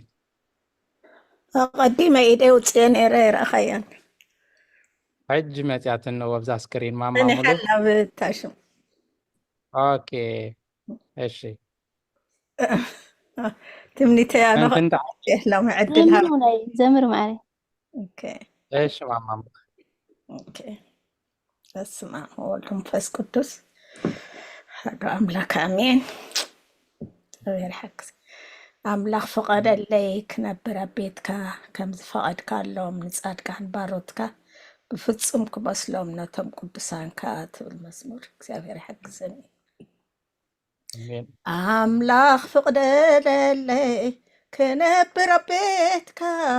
كم فقد كاللوم نصعد كان باروتك بفتصم كمسلوم نتم قدسان بفتصم كمسلوم نتم قدسانك كمسكنكاي أملا هيوتي كودسكاي أب كل زماني فتصم كملس كويتا حلقوني بعين محرتك دمس الصعبسي بعين محرتك دمس الصعبسي أملاك فقد اللي ክነብር ኣብ ቤትካ ከምዚ ፈቐድካሎም ንጻድቃን ባሮትካ ብፍጹም ክመስሎም ነቶም ቅዱሳንካ ብፍጹም ክመስሎም ነቶም ቅዱሳንካ ነቶም ዘፍቅሩኻ ብሪፅካ ተፍቅሮም ትእዝዝካ ዘኽብሩ ደቂ ኣዳም ኩሎም ተበጊሰ ኣለኹ ኣነ እውን ክስዕቦም ጸጋኻ ሃበኒ ክስዕብ ኣሰሮም ጸጋኻ ሃበኒ ክስዕብ ኣሰሮም ኣምላኽ ፍቐደለይ ክነብር ኣብ ቤትካ ከምዚ ፈቐድካሎም ንጻድቃን ባሮትካ ብፍጹም ክመስሎም ነቶም ቅዱሳንካ ብፍጹም ክመስሎም ነቶም ቅዱሳንካ ብሂገ ኣለኹ ብምሕረትካ ሰናይ ፍጹም ከይጸብጸብካ ንእከል በደለይ ጎይታ ሓብረኒ ናይ ህይወት መገደይ ኣነ ኸይጠፍአካ በለኒ ውልደይ ኣነ ኸይጠፍአካ በለኒ ውልደይ ኣምላኽ ፍቐደለይ ክነብር ኣብ ቤትካ ከምዚ ፈቐድካሎም ንጻድቃን ባሮትካ ብፍጹም ክመስሎም ነቶም ቅዱሳንካ ብፍጹም ክመስሎም ነቶም ቅዱሳንካ ኣምላኽ ፍቐደለይ ክነብር ኣብ ቤትካ ከምዚ ፈቐድካሎም ንጻድቃን ባሮትካ ብፍጹም ክመስሎም ነቶም ቅዱሳንካ ብፍጹም ክመስሎም ነቶም ቅዱሳንካ ቀኒየለይ ስለ መዝሙሩ እግዚአብሔር ተመስገነ ይኹን። ዝተዋበና ዕድል ከዓ ይቐኒየለይ ትምኒት ሃብተይ ከዓ ይቐኒየለይ ዘሕለፍክኒ አሜን። ዝማሬ መላእክት ይስማዓልና። እሺ ናብ መዝሙር ኣስተንትኖ ክንከይድ።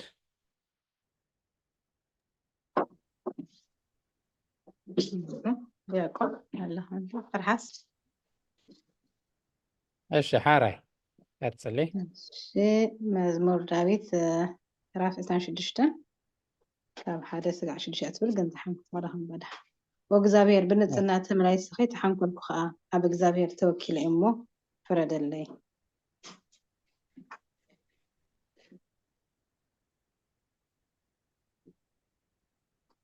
እስኪ ኣብርህያ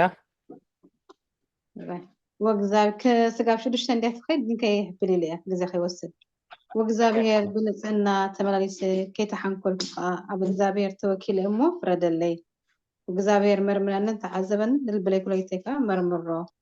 ሳልኻ ኣብ ቅድሚ ዒንተይ እዩ እሞ ብሓቅኻ መላለስ ኣለኹ። ምስ ሓሰውቲ ሰባት ኣይተቐመጥኩን ምስ ኣምሰሉታት እውን ኣይከድኩን ንማሕበር ኦኪያ ተጸሎ ምስ ረሲዑን ኣይተቐመጥኩን እየ ኣይቅመጥን እየ። እግዚአብሔር ንእዳዊ ብንጽህና ሓጽበን ድምፂ ምስጋናኻ ክሰምዕ ብዘሎ ተኣምራትካ እውን ምንቲ ኸዞን ተወሲ ንመሰዊኻ ዘራለኹ ሓይሊ ሰዓት ኸይድ ትኾይነ ቃልዮ ተስማዕልና።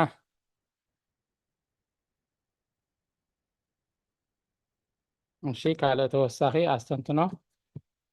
እታ መዝሙር ኣምላኽ ፈቐደለይ ክነብር ኣብ ቤትካ ከም ዝፈቐድካሎም ንጻድቃን ባሮትካ ብፍጹም ክመስሎም ነቶም ቅዱሳንካ እያ ትብል ነይራ።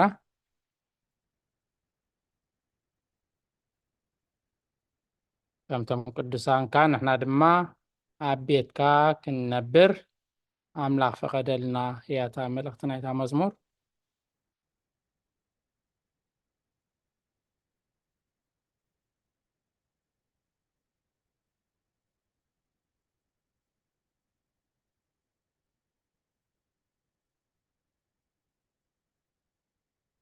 ማማ ሙሉእ ኣስተንትኖ ኣለኪ ዲ ወይስ ታኒ ዓንተ ወያ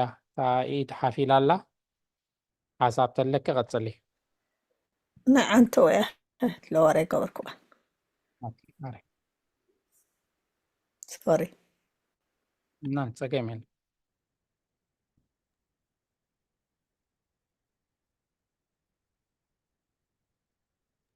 ዲያቀነ نشبونا መዝሙር 127 ቁፅሪ 4-5 ብመዓልቲ ፀበባ ኣብ ዳሱ ክሓባኣኒ ኣብ ውሻጠ ድንኳኑ ክኽውለኒ ኣብ ከውሒ ልዕል ከብለኒ እዩ እሞ ንእግዚኣብሔር ሓንቲ ነገር ለሚነ እዩ ውቃበ እግዚኣብሔር ንምርኣይ መቅደሱ እውን ንምርማርሲ ሙሉእ ዕድመይ ኣብ ቤት እግዚኣብሔር ክነብር ደልየ ኣለኹ عليه تسمع لنا أبره هبلو لنا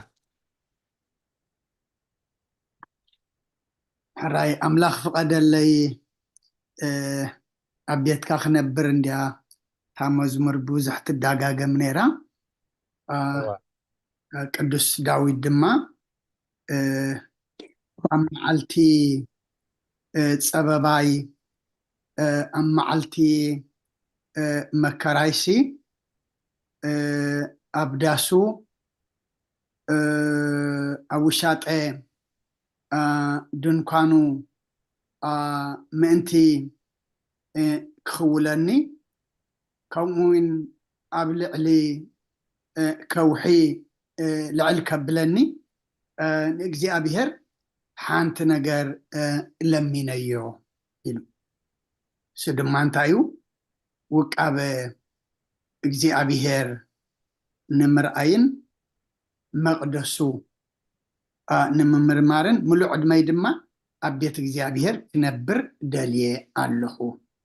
ኣምላኽ ፍቐደለይ ክነብር ኣብ ቤትካ እዚኣ ድማ ሙሉእ ዕድመይ ኣብ ቤት እግዚኣብሔር ክነብር ደልየ ኣለኹ ኣብ ቤት እግዚኣብሔር ምንባር ተልዩ ካብ ፀበባ ምሕባእ ካብ ሕማቕ ነገር ምርሓቅ ምክንያቱ ኣብ ቤት እግዚኣብሔር ክትሕባእ ምስ እግዚኣብሔር ክትፅጋዕ እንድሕር ኮንካ ምስ እግዚኣብሔር ፅቡቅ እምበር ሕማቅ የለን ሓለዋ እምበር ሓደጋ ድማ የለን እሞ ቁርብ ምሳ መዝሙር ትኸይድ እያ ኢለ እየ صبغ أبنا عليه تسمع لنا الشيء ممر سارة يتكن حافا بيلكنا لقن مثلا نابخني مايك ሉቃስ ወንጌል ምዕራፍ 2 ቁፅሪ 29 ኣቢለ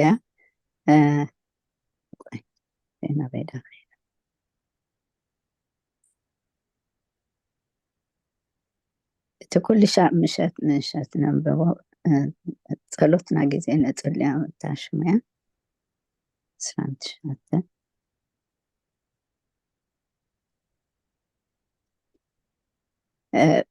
ወጎይታይ ነቲ ንምብራህ ኣሕዛብ ብርሃን ንህዝብኻ እስራኤልን ክብረት ምእንቲ ክኸውን ኣብ ቅድሚ ኩሉ ህዝቢ ዘዳለኻዮ መድሃንካ ዓይንተይ ካብ ረኣያስ ሕጂ ከምቲ ዘረባኻ ንባርያኻ ሰላም ተፋኑ ኢኻ በለ ከምቲ ንኩሎም ዘዳለኻዮ ኢኣት መሲላትኒ ተቢለያ ሕጂ ከምቲ ዘረባኻ ንባርያኻ ብሰላም ተፋኑ ኣይ ድማ ብፅቡቅ ተፋኑየኒ ኢሉ ዝጸለየ ኮይኑ ተሰሚዕኒ እሺ ጽቡቅ ይደሓን عليه تسمع لنا ኣሜን እሺ ማማረ ዘነት ይትካሓፋ ቢልክለኽ መስለኒ ናባኺ ማይክ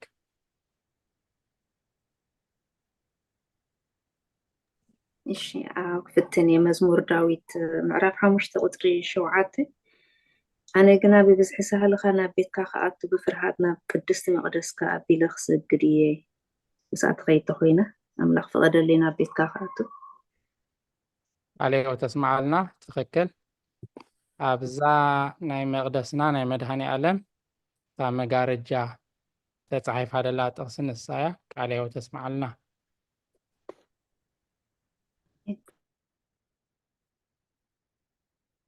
الشي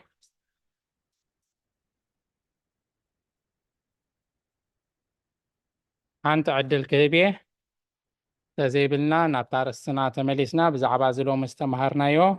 ሎሚ ከነንብቦ ዝፀናሕና ናብኡ ኣስተንትኖ ሕቶ ርእቶ ተወሳኺ መብርሂ እንተለና ናብኡ ክንሓልፍ ኢና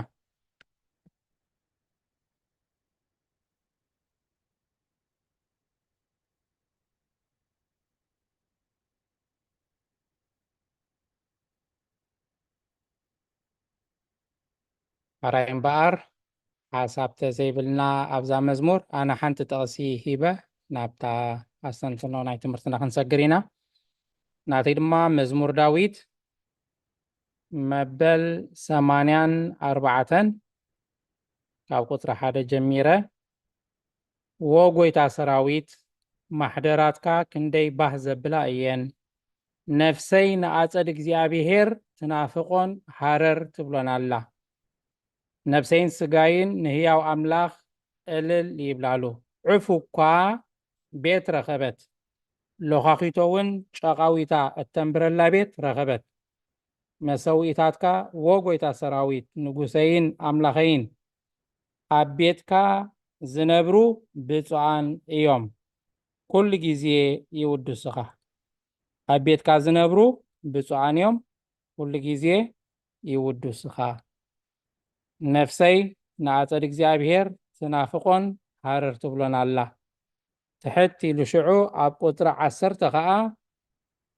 ካብ ሽሕሲ ሓንቲ መዓልቲ ኣብ ኣፀድካ ተሓይሽያ እሞ ኣብ ድንኳን ረሲኣን ካብ ምንባርሲ ኣብ ቤት ኣምላኸይ ሓላው ደገ ምዃን ይሕሸኒ ይብል ካብ ኣብ ድንኳን ረሲኣን 1000 መዓልቲ ምንባር ኣብ ቤት ኣምላኽ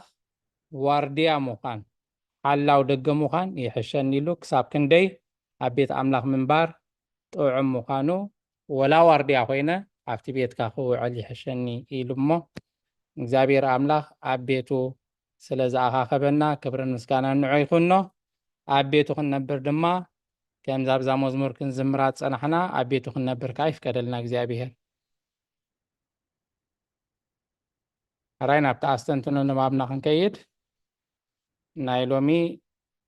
ሃይማኖት ኣበው ናይ ቅዱስ ጎርጎርዮስ ኤጲስቆጶስ ናይ ኑሲስ ምዕራፍ 36 ካብ ቁጥሪ 1 ክሳብ 8 ኢና አንቢብና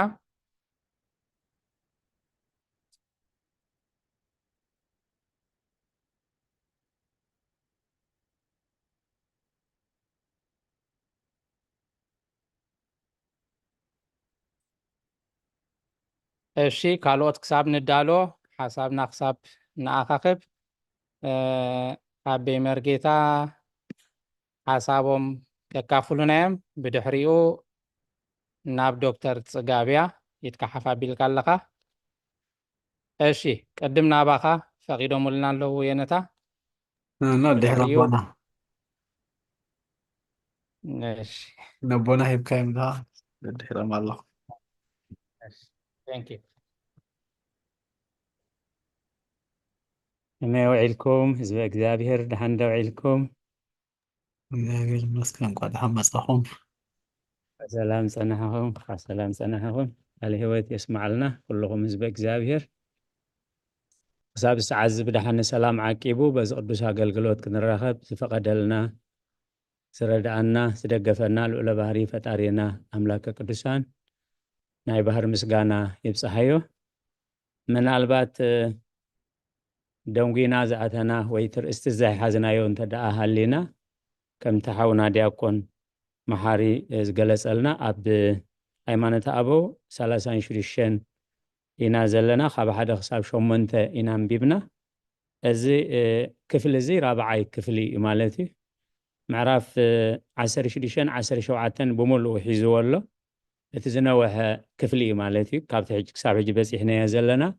እዚ ናይ ሎሚ ርእስትና እንታይ ኢሉ ይጀሚር ዘሎ ናይ ኑሲስ ኤጲስቆጶስ ቅዱስ ጎርጎርዮስ ብዛዕባ ንስሓን እቲ ካብ ሓጢኣቱ ዝንሳሕ ዕረፍትን ሓጎስን ከም ዝረክብ ሕጂ ዘምሰናዮን እቲ ዝቕፅልን እዚ ክፍሊ እዚ እንታይ ሒሉ ዘሎ ከመይ ገርና ክንሳሕ ከም ዘለና ከመይ ገርና ከም ንንሳሕን ንስሓ ምስ ረኸብና ብስጋን ብመንፈስን ንረኽቦ ዕረፍቲ እንታይ ከም ዝመስሊ ካብ ብሉይን ካብ ሓዲስን እንዳመዛዘነ ክነግረና ፀኒሕ እሞ ምናልባት ነታ ኣርእስትናስ እንታይ እዩ ንሃይማኖት ኣበው ሎሚ ምሸት ብዛዕባ እንታይ ነይሩ ትርእስቲ ብዛዕባ እንታይ ይዛረብ ዘሎ እንታይ ክንፈልጦ ዘለና ኣብዚ ምዕራፍ እዚ ወይ ኣብዚ ክፍሊ እዚ እንታይ ኣብዚ ምዕራፍ እዚ ክንገብሮ ዘይብልና ወይ ክንገብሮ ዘለና ንዝብል ኣብታ መነፀር መጀመርያ ክንብበልና እንተሎ ናይ ኑሲስ ኤጲስቆጶስ ቅዱስ ጎርጎርዮስ ብዛዕባ ንስሓን እቲ ካብ ሓጢኣቱ ዝንሳሕ عرفتن حاجوسن كم زركبن زين ينهجتن كنحزن زلنا مو نزيا سلازستنكو نزيا كافلي لئ سلقالات እግዚአብሔር ዝተመስገነ ይኹን ስለዝተፈቅደለይ ብልቤ መስገን እዚ አውደ ምህረት ከዓ ናብ ዲያቆን ሓውና መሃሪ የወፍዮ ኣለኹ አቡነ ቃለ ሕይወት ተስማዕልና ዶክተር ጽጋብ ማይክ ናባኸያ Alright, أنا ها أنت خصني تنساني حسي أتي حمق نجار أملاخ زي فتو نجار كنقبل كلنا مع رخندي إجزابير كاسع خم زخونة إن نعو تم أريمنا خن لس كلنا خا جيزي قصبت كي وصل له خا نتي شجعنا خمس أنت داش مبيلة ካልአይትኻ ኣምላኽ ባዕሉ መፅኡ ደይኮነሲ በቶም መላእኽቱ በቶም ልኡኻኑ ገይሩ ወይ ከዓ ብወዲ ሰብ ገይሩ ከርእየና ከም ዝኽእል ነቲ ተኣምራቱ ኣስተንቲና ኣና ቃል ሕይወት የስማዓልና ጽቡቅ ቃለ ሕይወት የስማዓልና ዶክተር ያ ብዙሕ ግዜ ወላተን ንባባት ካብ መፅሓፍ ቅዱስ ክወፃ ዝፀንሓ ብፍላይ ናይ ዘፀኣትን ናይ መዝሙር ዳዊትን ነዚ ዶክተር ክብለና ዝፀንሐ ዝገልፅ እዩ ነይሩ እቲ ንባባት ቃለ ሕይወት ተስማዓልና ዶክተር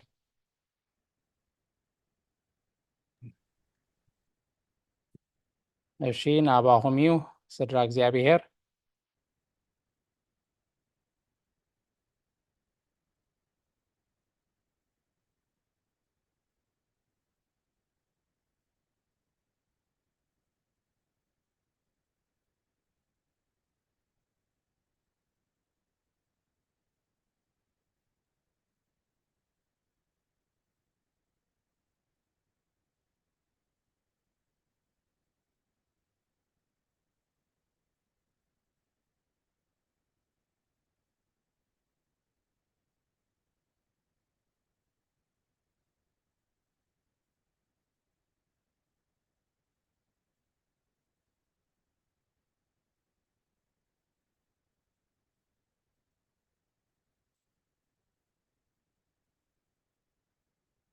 راي كبرى سدرا እግዚአብሔር ከምዚ ክንሰምዖ ፀንሐና ዝንባብ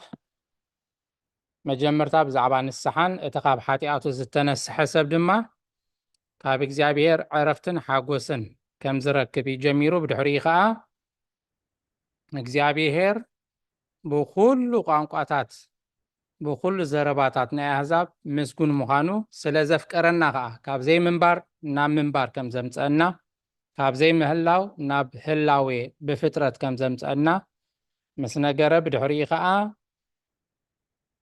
እግዚኣብሔር ብኢድ ደቂ ሰባት ከምዚ ዶክተር ጽጋብ ክብሎ ፀንሐ ብበዓል ነቢ ሙሴ ዝገበሮ ዓበይቲ ተኣምራት ሰብ ክገብሮ ይኽእል ኢልካ ዘይተሓስቦ ኣዝዩ ዓበይቲ ተኣምራት ብኢድ ሙሴ ከም ዝገበረ ናይ ኣናንያ ኣዛርያ ሚሳኤል ኣብ ሓዊ ምእታዎም ወላ ሓንቲ ከይተተንከፉ ምውፅኦም ልቢ ፈርዖን ኣዝዩ ከም ዝተረረ እግዚኣብሔር ድማ ብብዙሕ መገዲ ብኢድ ሙሴ ኣቢሉ ከም ዝቐፅዖ ብድሕሪኡ ከዓ ንህዝቢ እስራኤል ብዘደንቕ ተኣምር ብመሪሕነት ነቢ ሙሴ ገይሩ ብኸመይ ዝበለ ድንቂ ተኣምራት ካብ መከራን ሽግርን ከም ዘናገፎምን ካብ ግብፂ ከም ዘውፅኦምን ኢቲ ንባባት ነይሩ ስለዚ ካብዚ ብዙሕ ከነስተንትን ንኽእል ኢና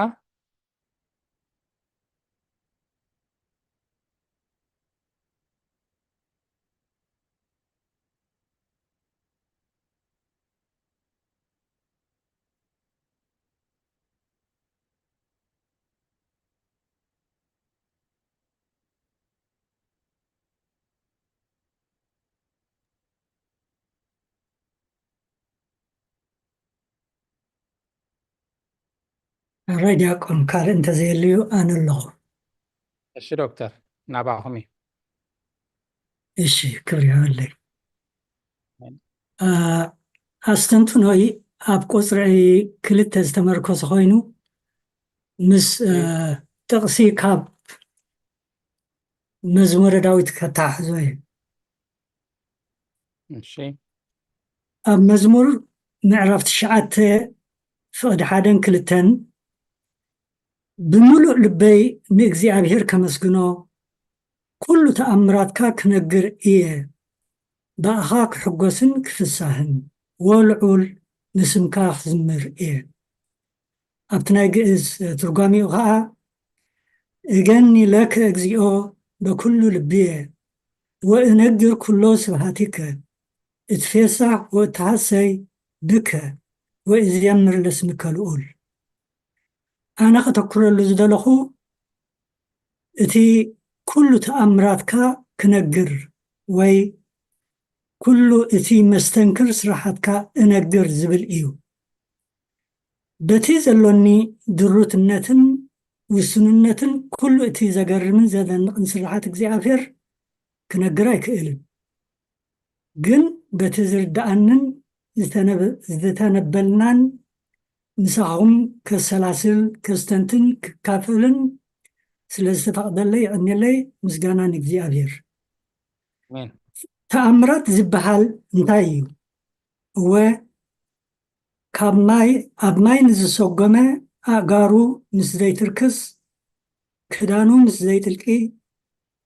ኣብ ሓዊ ዝተደርበዩ ብጓህሪ ነዳዲ ሃልሃልታ ትክን ጠቐርን ምስ ዘይነዱን ዘይጨንውን እቲ ሙሴ ዝሓለፎን ዝገበሮን ኩሉ እውን ዓበይቲ ተኣምራት እዩ።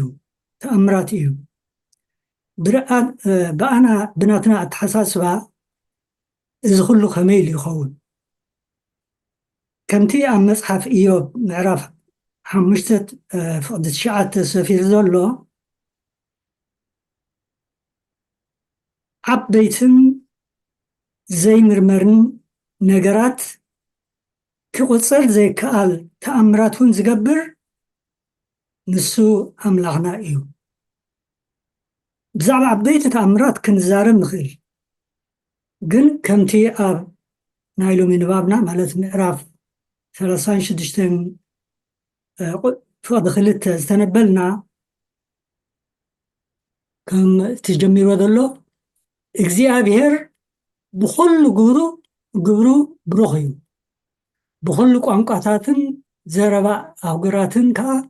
ኣዝዩ ምስጉን እዩ። ንኣና ብምፍቃሩ ካብ ዘይምንባር ናብ ምንባር ኣምፃኣና። ተስምረላ ደለኹ እግዚአብሔር ብኩሉ ግብሩ ብሩኽ እዩ፣ ካብ ዘይምንባር ናብ ምንባር ኣምፃኣና። ብዛዕባ ህላዊ ዝተነበየ ንኣዳምን ሔዋንን ዝምልከት እንተኾነ እኳ ብዛዕባ ነፍሲ ወከፍና ካብ ዘይምህላው ናብ ምህላው ከም ዝመፃእና ከነስተንትን ንኽእል። ዋላ እኳ ብስነ ፍልጠት ዝፅናዕን ዝምርመርን እንተኾነ ምስጢር ዝበሃል የለን ዝብሉ ምሁራት እውን እንተሃለዉ እቲ መስተንክርነቱ ክንክሕዶ ኣይንኽእልን። ኣብ ማህፀን ኣዴታትና ካብ ብዓይኒ ዘይኮነስ ብማይክሮስኮፕ ዝርአ ዛይጎት ዝበሃል ሓደ ሰል ጀሚርና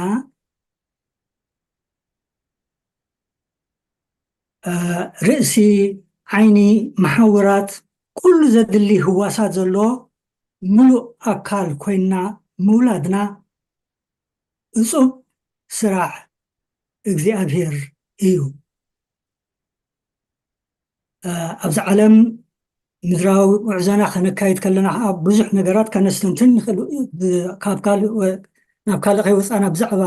ነፍስና እንተኾነ ዋላ ክንድቀስን ከለና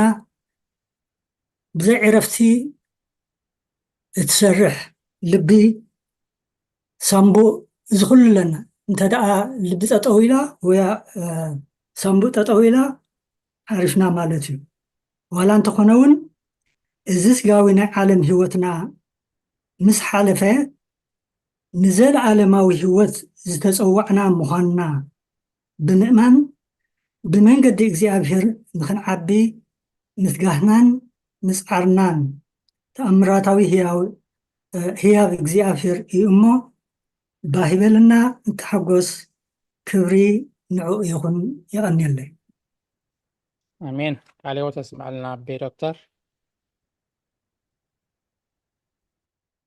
እሺ እቶም ካልኦት ተጋባእቲ ከዓ ምስ ግዜና ክንከይድ ምእንቲ ዝኾነ ርእይቶ ተወሳኺ መብርሂ ሓሳብ ኣስተንትኖ ወላ እውን ሕቶ እንተለና ናባኹም እዩ።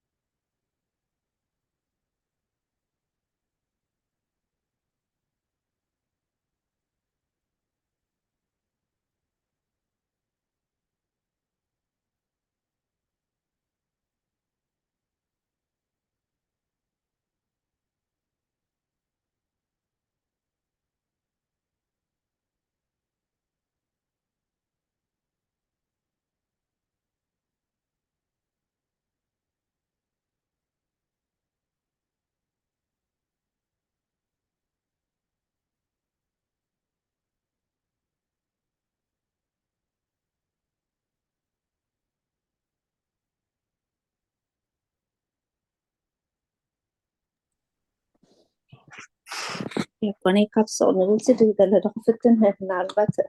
ቁሩብ ደስተንተን ኳላ ግን ናይ ምግላፅ ዓቕሚ ብጣዕሚ ትሑት እዩ። ኣናፀገም የለን እግዚኣብሔር ይረብርሀልና። ኣሜን። እግዚኣብሔር ሓግዘና። ኣብዚያ ናይ ነቢ ሙሴ ምስቲ እግዚኣብሔር ሲ ሽግር ርኢዩ ከም ደይብል ክረድእ ከም ድኽእል ኣብሪሃትለይ ከስተንትና ፀናሕኩ እዛ ናይ ዘፀኣት ምዕራፍ 3 ካብ 1-8 ኣነ ደንበብክዋን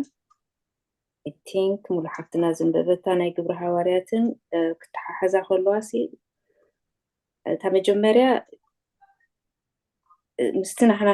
ሽግር እየ ተሓሒዘዮ እግዚኣብሔር ሲ ድሕሪ 4 ገለ ዓመት ወዲእሎም ሽግሮም እቲ ስደቶም 400 ገለ ዓመት እዩ ነይሩ። ግን ምኩሉ ነገር መወዳእታ ከም ዘለዎ ኣስተንቲነ እግዚኣብሔር ብሓጢኣትና ገሌና ስቂሉ ከም ደይርኤና ኣብ ተስፋ ደቂ ተስፋ እንዲና ክንብል ንሕና ደቂ ተስፋ ኢና ንብል እቲ ተስፋ ካርጉፅ ምዃኑ እዚ ከብርሃለይ ክኢሉ ማለት እዩ። ሽግር ሲ ሓላፊ ምዃኑ እግዚኣብሔር ረዳኢ ምዃኑ ኣብ መጨረሻ ንሕና ዝተዓወትቲ ምዃንና ክረድኣና ምዃኑ ተኣማሚናትኒ ኣብ ካልእት ከዓ እግዚኣብሔር ነቢ ሙሴ ሰዲድሎም ግን ብዙሕ ኣቃሊሎም እስኻ መን ፈራዲ ጌርካ እስኻ መን ከምዚ ኢልካ ብዙሕ ኣብቲ ምስ ፈርሑስ ቀልጢፎም ጠሊሞሞ ከምኡ ከይንኸውን እግዚኣብሔር ከብረሃልና እቲ ፀጋታትና እቲ ተዋህበና ንዓና ንመርዲእና ዝኸውንን ክበርሃልና ክንፈልጥ ካብዚ ከምዚ ከድሕነና ከዓኒ ንልምኖ ማለት እዩ። ኣነ ንእሽተይ እዚ ኣስተንቲነ ማለት እዩ። ሓግዘኒ ዲያቆን ሓወይ በዓልካ ግለፃ። ኣሌዎ ተስማዕልና ፅቡቅ ጌርኪ ክገሊፅክያ። ብሓቂ እግዚኣብሔር ንኩሉ ነገር መወዳእታ ኣለዎ።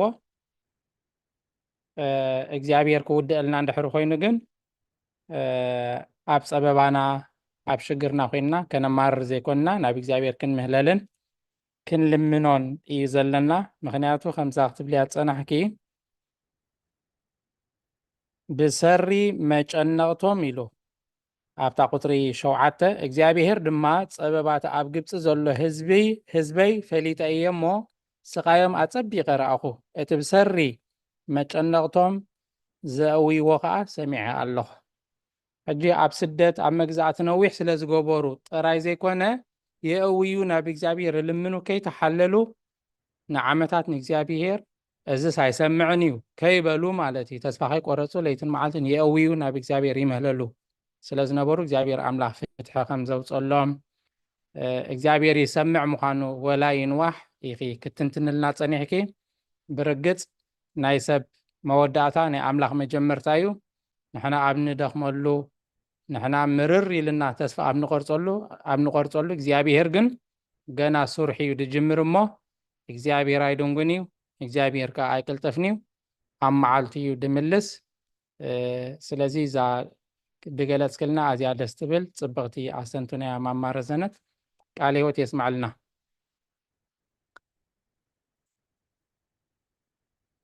ሓራይ ምስ ጊዜና ክንከይድ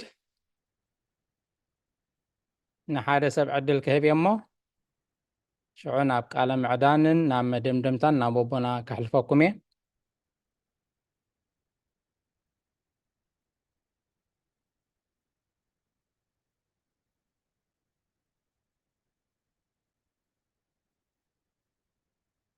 ሓራይ ዝኾነ ሓሳብ ተደይብልና ንድመፅእ ሰሙን እትምለሰልና ሕቶ ክልተ ሕቶ ኣለዋነነ ክሓትት እየ ካብ ጉባኤ ይኹን ካብ ኣቦታትና መምህራንና እታ መልሲ ክትምለሰልና እታ ሓንቲ ከምዛ ኣብ ንባብ ቁጥሪ 6 እዚ ነቢይ እዚ ከምቲ ሰብ ምስ ብፃዩ ገፅ ንገፅ ዝዛረብ እግዚኣብሔር ቃል ንቃል ወይ ድማ ገፅ ንገፅ ዝተዛረበ እዩ ትብል ኣላ ወላብታ ግእዝ ዝንቱ ነቢይ ዘተናገሮ እግዚአብሔር ገጽ በገጽ እግዚአብሔር ገጽ ንገጽ ዝተዛረቦ እዩ እዚ ነቢይ እዚ ንሙሴ ማለት እዩ ስለዚ እታ ሓቶይ ከዓ እንታይ እያ ንእግዚአብሔር ዝረአዮ የልቦን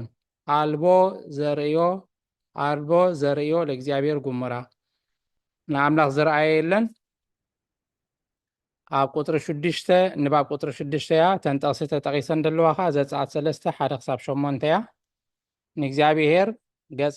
ንእግዚአብሔር ዝረአዮ የለን ንእግዚአብሔር ርእዩ ከዓ ብሂወት ክነብር ዝኽእል የልቦን ድብል ፅሑፍ ኣለና ኣብዚኣ ግን እግዚአብሔር ንሙሴ ገጽ ብገጽ ቃል ብቃል ተዛሪቦ ከዓ ትብል ኣላ እሞ ንእግዚአብሔር ዝረአዮ ብሂወት ክነብር ኣይክእልን እዩ ንእግዚአብሔር ክሪኦ ዝኽእል ሓደ እኳ የልቦን ድብል ከዓ ፅሑፍ ኣለና እሞ እዚኣስ ኣይትገራጨን ዶ ነዚ ጉባኤ ክትበርሀልና ምእንቲ ኢለየ ካልአይቲ ሕቶ ከዓ ኣብዚ ንባባት ብዙሕ ግዜ ክንሰምዖ ከም ፀናሕና ኣብዚ ዘፀአት እግዚአብሔር ንልቢ ፈርዖን ኣትረሮ ድብል ብዙሕ ግዜ ሰሚዕና ኢና ኣብታ ዶክተር ፅጋብን ሓውና ዮሴፍን ደንበብዎን እውን ዓንተ ወይ ተደጋጊመን ነይረን እግዚአብሔር ንልቢ ፈርዖን ኣትረሮ ስለዚ እግዚአብሔር ንምንታይ ባዕሉ ልቢ ፈርዖን የትርር ነይሩ እንድሕር ባዕሉ ልቢ ፈርዖን ኣትሪሩ ዳ ፈርዖን ከመይ ኢሉ ክሰምዖ ከመይ ኢሉ ክእዘዞ ስለዚ ፈርዖን ፈቲ ይኮነን ማለት እዩ እዚ ኩሉ ተኣምራት እናረኣየ ሓንሳብ ብሞት በኽሪ ክቆፅዖም ብኣንበጣን ብፃፀን ብብዙሕ ነገርን እቲ ሃገር እናተወረረ እናጠፍአ እቲ ማዮም ናብ ደም እናተቀየረ ብፍጹም እምኒ ተቀይሩ ልቡ ምስማዕ ዓብዩ ንደቂ እስራኤል ምፍናው ዓብይዎም መዓት ክመፅእ ከሎ በቃ ሓራይ ክሰደኩም እየ በጃኻ ንኣምላኽካ ለምነለ ይብሎ ንሙሴ እግዚኣብሔር ግድፍ ምስ ኣበሎ ነቲ መከራ ከዓ ኣይትኸዱን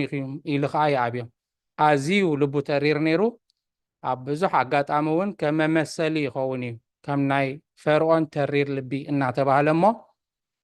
ስለዚ ኣምላኽ ባዕሉ ልቢ ፈርዖን የትርር እንድሕር ተነይሩ እንታይ ደይ ገበረ ፈርዖን ዳ እሞ ኣምላኽ ባዕሉ ልቢ የትሮ ተነይሩ እዚኣ ከዓ ክትበርሀልና ነዚ ጉባኤ ኣብ ዝቅፅል ሰሙን ከም ፍቃድ እግዚኣብሔር እዚአን ክልተ ሕቶ ክሓትት ደልየ ማለት ኢና ከዓ ስለዚ ናብ ኣቦና ከሕልፈኩም መደምደምታ ገይሮም ብፀሎት ክዓፅውልኒ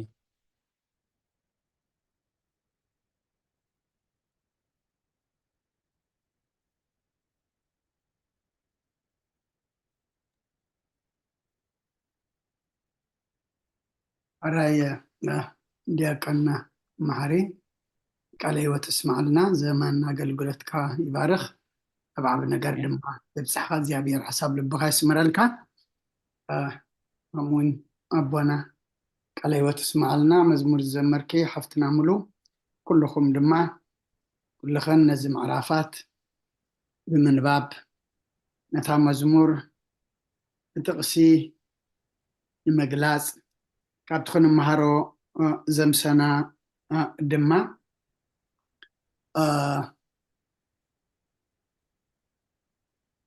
ዝሓሰብኩሞ ተረዳእኩም ምግላፅ ወይ እውን ከም ሕቶ ምቕራብ ዝጸናሕኩም ኩልኩም እግዚአብሔር ዘመን አገልግሎትኩም ይባርክ።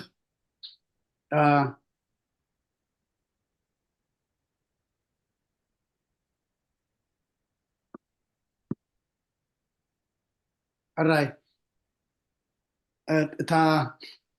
ክጅመር ከላ እታ ምዕራፍ ቁፅሪ 4 ሲ ብዛዕባ ንስሓን እቲ ካብ ሓጢያቱ ዝንሳሕ ዕረፍትን ሓጎስን ከም ዝረክብ ዝደረሶ እያ ትብል። ምዚ እናኣትዎ ዘለና ሓድሽ ዓመት ምዚ ዘመን ምልዋጥ ድማ ተለዊጥና በተሓሳስባና ተሓዲስና ነዚ ዘመን እዚ ዘመን ንስሓ ዘመን ዕረፍትን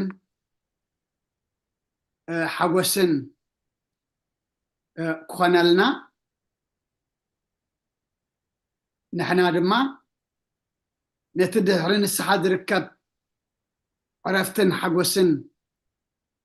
ተረዲእናን ፈሊጥናን ነዚ ዘመን ክንስሓሉ ብሓጢያትና ክንእመነሉ ድማ እግዚአብሔር ይሕግዘና። ኣብቲ ግብረ ሐዋርያት ምዕራፍ 3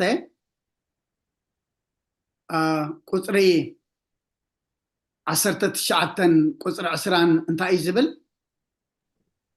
እምበኣር ስኸ ሓጢያትኩም እንትኽድምሰሰልኩም ካብ ገጽ እግዚአብሔር ከዓ ዘመን ዕረፍቲ ምእንቲ ክመፀልኩም ነቲ ቅድም ንኣኻትኩም እተሓርየ ክርስቶስ ከዓ ምእንቲ ክሰደልኩም ስንታይ ግበሩ? ተነስሑን ተመለሱን ኢሉ ስለ ቃሉ ኣምላኽና ምስጋና ይብፅሐዮ። ምክንያቱ ቅዱስ ጎርጎርዮስ ብንስሓ ይጀሚርዋ ነዛ ቁፅሪ 4 እቲ ድሕሪ ንስሓ ዝርከብ ውሽጣዊ ዕረፍትን ውሽጣዊ ሓጎስን ድማ እዩ ገሊፅልና። ኣብዛ ግብረ ሐዋርያት ዘንበብናያ ድማ ሓጢያትኩም ምእንቲ ክድምሰሰልኩም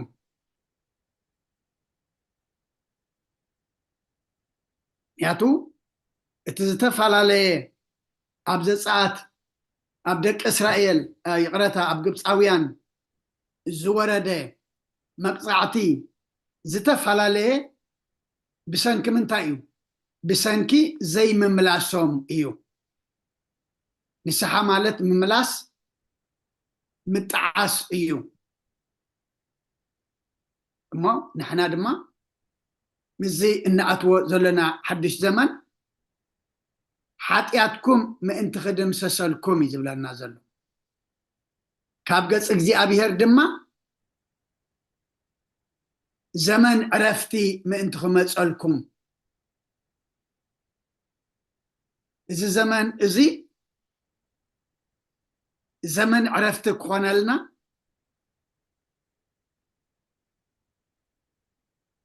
እዚ ዘመን እዚ ዘመን ሓጎስ ዘመን ሰላም ክኾነልና ሓጢያትና ድማ ምእንቲ ክድምሰሰልና ነቲ ቅድም ንኣኻትኩም እተሓርየ ክርስቶስ ከዓ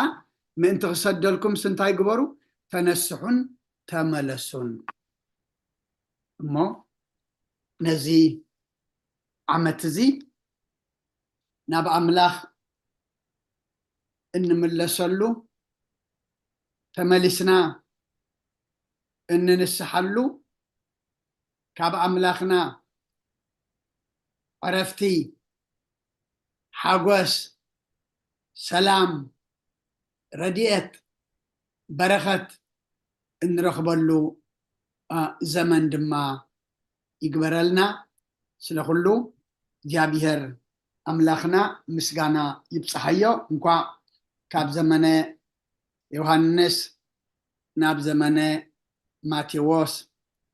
ካብ 2016 ዓመተ ምህረት ግዕዝ ናብ 2017 ዓመተ ምህረት ድማ እንኳ ኣሳገረና ነዚ ሓድሽ ዓመት ዝወሃበና ዘሎ ድማ ኣምላኽና ሓድሽ ሓይሊ ክህበና በቲ ሓሳስባና ድማ ክንሕደሰሉ ክንልወጠሉ ድማ እግዚአብሔር ባዕሉ ይርዳእና ስለኩሉ እግዚአብሔር ምስጋና ይብፅሓዮ ጽባሕ ከምቲ ሰንበት ዳሓበርናዮ ኣገልግሎት ናይ ሓድሽ ዓመት ኣገልግሎት ናይ ቅዱስ ዮሃንስ ኣሎና ንግሆ ሰዓት 6 ክንከፍት ኢና ክሳብ ፍርቂ መዓልቲ ማህሌት ፍርቂ መዓልቲ ልክዕ ድማ ቅዳሴ ክንኣቱ ኢና እሞ እቶም ዝጠዕመና ብስራሕ ዘይተተሓዝና ግዜ ዘለና ድማ ነዚ ሓድሽ ዓመት ብምስጋና ብጸሎት ክንቅበሎ ኣብቲ ዝግበር ቅዱስ ቁርባን ድማ ተሳተፍቲ ክንከውን ቤተ ክርስቲያን ትዕድም ሩኽ በዓል ይግበረልና ናይ ጽባሕ ሰባት ድማ ግበረልና እሞ መደብና ብጸሎት ክንዓፁ ኩልና ሓንሳብ ካብዘ ዘለናዮ ሓፍ ንበል ምእንቲ ሰላም ዝጽለ ጸሎት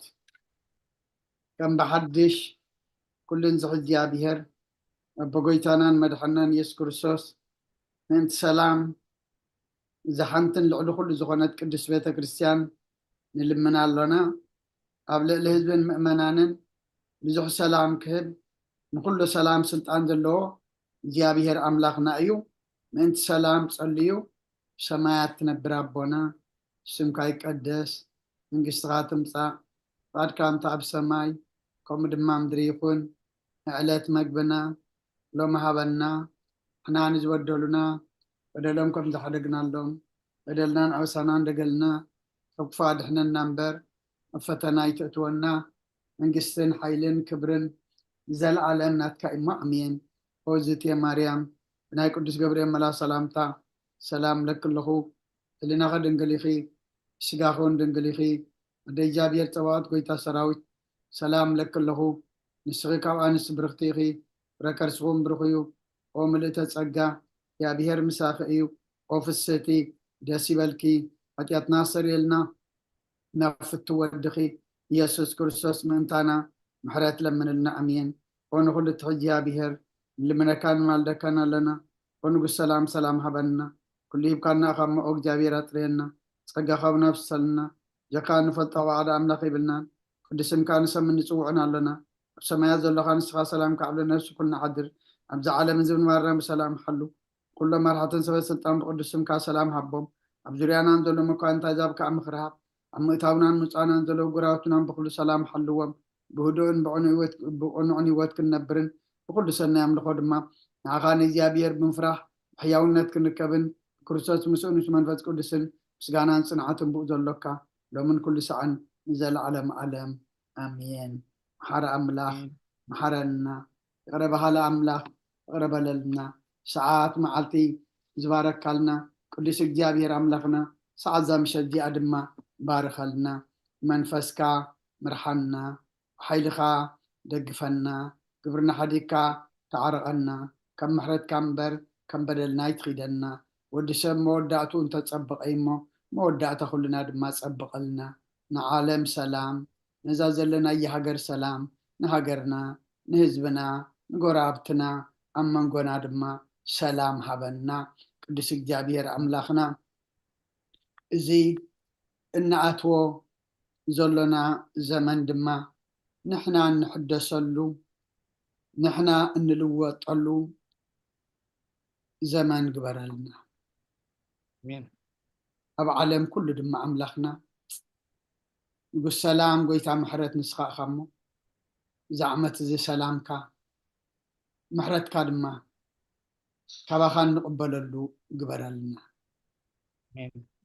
ካብ ቅዱስ ዮሃንስ መጥምቅ በረኸት ረድኤት ክፈለና ከምቲ ንሱ ክሳዕ ሞት ኮይኑ እሙን ኮይኑ ኣብ ቅድሚኻ ተረኽበ ንሕና ድማ ኣብ ቅድሚኻ ክሳዕ ሞት እሙናት ኮይንና ክንርከብ ኣምላኽና ንዓና እውን ሓይሊ ሃበና ናይ ፅባሕ ሰባት ጌርካ ኩልና ነዚ ዘመን ብምስጋና ብፀሎት ክንቅበሎ ኣብ ቤትካ ክንርከብ ድማ ናይ ፅባሕ ሰባት ግበረና ነዚ ኣብዚ ጉባኤ እዚ ዘለው ኩሎም ኣቦታት ኣዴታት ኣሕዋት ኣሓድ ድማ ኣምላኽና ግዜኦም ባርኽ ህይወቶም ሓሉ ኣገልግሎቶም ተቐበል ሰላም ለይትሕድረና ኣብ ኣዴና ቅድስቲ ድንግል ማርያም በረኸት ረድኤት ክፈለና ብኢድ መላእክትኻ ሓልወና ኣብ ሰማያት ትነብር ኣቦና ስምካ ይቀደስ መንግስትኻ ትምፃእ ፈቃድካ እንተ ኣብ ሰማይ ከምኡ ድማ ምድሪ ይኹን ንዕለት መግብና ሎሚ ሃበና ንሕና ንዝበደሉና በደሎም ከም ዝሓደግናሎም በደልና ንዕሳና ንድገልና ካብ ክፉ ኣድሕነና እምበር ፈተና ይተእትወና ንግስን ሓይልን ክብርን ንዘለዓለም ናትካ ኢማ ኣሜን ኦ እግዝእትየ ማርያም ናይ ቅዱስ ገብርኤል መልኣክ ሰላምታ ሰላም ለክለኹ ሕሊናኸ ድንግል ኢኺ ስጋኸ እውን ድንግል ኢኺ ኣደ እግዚኣብሔር ፀባኦት ጎይታ ሰራዊት ሰላም ለክለኹ ንስኺ ከዓ ንስቲ ብርክቲ ኢኺ ረከርስኹም ብሩኽ እዩ ኦ ምልእተ ፀጋ እግዚኣብሔር ምሳኺ እዩ ኦ ፍስህቲ ደስ ይበልኪ ሓጢኣትና ክሰርየልና ናብ ፍትሒ ወዲኺ ኢየሱስ ክርስቶስ ምእንታና ምሕረት ለምንልና ኣሜን ይፍታህ ወይ ስረይ ዚና ኣምላክና መድኃኒና ኢየሱስ ክርስቶስ ካሊ ገጋና ሰራያት ደምሳቲ ኣበሳ ወልዱ ለብሩ ከሳቴ ብርሃን አንቱም አብየ ካናት ወአይዲያ ቆናት ሮን ሳሪጎ ህፃናት በበስምክም ኩንፍታኑን ፃነ ይረስየነስ ኩልዋን ሰማያት ዚዮ መሃረነ ክርስቶስ መልዓ 12 ዚዮ መሃረነ ክርስቶስ ዚዮ መሃረነ ክርስቶስ ዚዮ መሃረነ ክርስቶስ ዚዮ መሃረነ ክርስቶስ ዚዮ መሃረነ ክርስቶስ ዚዮ መሃረነ ክርስቶስ ዚዮ መሃረነ ክርስቶስ ዚዮ መሃረነ ክርስቶስ ዚዮ መሃረነ ክርስቶስ ዚዮ መሃረነ ክርስቶስ ዚዮ መሃረነ ክርስቶስ ዚዮ መሃረነ ክርስቶስ ከምኡን በእንተ እግዝእትነ ማርያም መሃረነ ክርስቶስ መልዓ 12 በእንተ እግዝእትነ ማርያም ክርስቶስ በእንተ እግዝእትነ ማርያም ክርስቶስ በእንተ እግዝእትነ ማርያም መሃረነ ክርስቶስ በእንተ እግዝእትነ ማርያም መሃረነ ክርስቶስ በእንተ እግዝእትነ ማርያም መሃረነ ክርስቶስ በእንተ እግዝእትነ ማርያም መሃረነ ክርስቶስ በእንተ እግዝእትነ ማርያም መሃረነ ክርስቶስ በእንተ እግዝእትነ ማርያም መሃረነ ክርስቶስ በእንተ እግዝእትነ ማርያም መሃረነ ክርስቶስ በእንተ እግዝእትነ ማርያም መሃረነ ክርስቶስ በእንተ እግዝእትነ ማርያም መሃረነ ክርስቶስ በእንተ እግዝእትነ ማርያም መሃረነ ክርስቶስ ጸጋ ጎይታና ኢየሱስ ክርስቶስን ፍቅሪ እግዚአብሔር አቦን ሕብረት መንፈስ ቅዱስን ኣብ ልዕለየን ኣብ ልዕሊ ኩልኹምን ኣብ ልዕሊ ዝቤት እዝን ኣብ ልዕሊ ብዘለናዮ ቦታን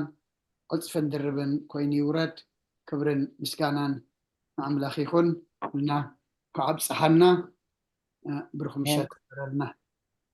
አሜን አሜን። ቃል ህይወት ያስማዕልና እግዚአብሔር ዕድመ ጥዕና ይሃብኩም። በስ አውደ ዓመት ድማ አሜን ይኹንና ቃል ህይወት ይስማዓልና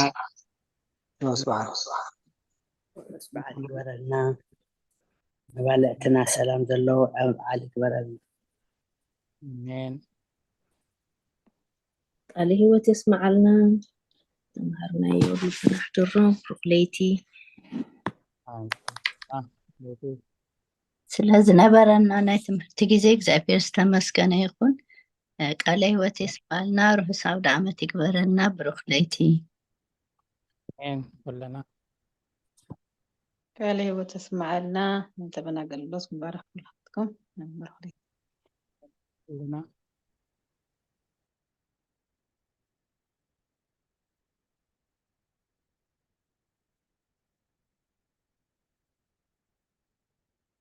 እሺ ክቡራት ስፍራ እግዚአብሔር ስለዝነበረና ጊዜ ንኣምላኽና ክብርን ምስጋናን ይኹኖ። ብሩኽ ለይቲ ይግበረልና። ናይ ፅባሕ ሰባት ይበለና።